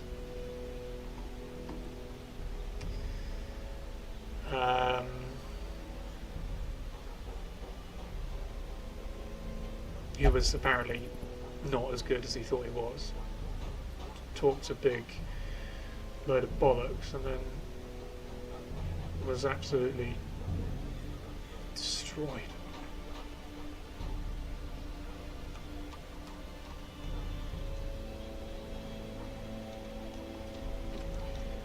Midnight Chris. Yeah, we'll just call it by a name, but space it out. Midnight Chris.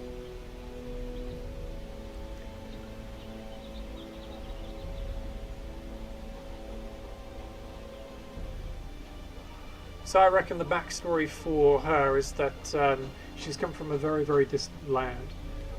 The customs are very foreign to her. Many a time have people just gone to shake her hand, not realising that she is without her left hand, and she's given them a good gut punch. She's not accustomed to this type of thing. She's come from a pretty war-torn place, but where she fits in is difficult to say. Why she is here is a bit of a mystery. She doesn't talk a lot. However, she's shown pretty quickly that she is pretty damn good with a spear and deft in movement.